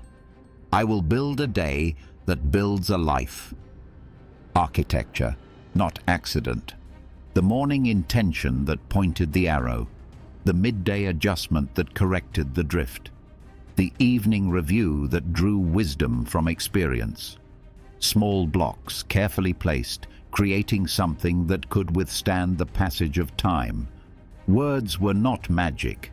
They were tools, and tools required hands to hold them, work to direct them, consistency to sharpen them. Some mornings the oath seemed to lift concrete, heavy, resistant, necessary. Other dawns, it flowed like water finding its course. Elena discovered this practice on the third day of her divorce proceedings. The law firm had reduced 20 years to property division and custody schedules. She drove home in silence, passed the bottle of wine, and stood by the kitchen window. I will focus on what is mine. Her healing, mine. Her decisions, not mine. The children's adjustment, influence, not control. I will act courageously, even when courage is scarce. The conversation with the children, honest but age-appropriate. The appointment with the therapist, made despite the stigma. The job application, sent despite decades out of the workforce. I will accept whatever comes and turn it into fuel. Loneliness, acknowledged without drowning in it. Freedom, felt without guilt. Fear, felt without paralysis. All of it, material to build something new. James took the oath from his hospital bed, his voice hoarse from the respirator tube that had just been removed. The motorcycle accident had cost him his left leg and 6 weeks of consciousness, but it hadn't touched the part he chose. I will measure my wealth by the virtues I deposit each day. Patience with the physical therapist, gratitude toward the nurses, humor with visitors who didn't know what to say, small deposits that built reserves for the long rehabilitation that awaited him. I will remember that I am mortal and therefore urgent. The clarity that comes from having been on the brink of death. Every sunrise now had weight, not a burden, but meaning. The accident had robbed him of his mobility, but it had given him perspective. The oath did not spread through evangelism, but through example. Colleagues noticed changes they couldn't name. Families felt changes they couldn't articulate. Something about presence, about consistency, about facing chaos with calm rather than contributing to it. David, the prince of hedge funds, kept the words on a card in his wallet. Between trades that moved millions, he would touch the card, not reading it, just remembering it. His team assumed that the improved performance was due to new analysis. He knew it was due to a new architecture. I will be helpful, not dramatic. The junior analyst's mistake could have triggered the usual theatrical anger. Instead, what's the lesson here? How do we prevent this from happening again? What support do you need? Useful questions, no drama. Linda recited the oath as she ran before dawn, her breathing and rhythm creating a moving meditation. The divorce lawyer who had built her reputation on destruction was now looking for construction. Better deals, cleaner endings, clients who healed rather than hardened. I will build a day that builds a life. Not the life she had planned, which had vanished, but a life with intention, where the architecture of each day supported the foundations of the next. The hammer struck the seal. The mark imprinted itself on the hot wax. It wasn't elaborate, it was clear. It wasn't perfect, it was consistent.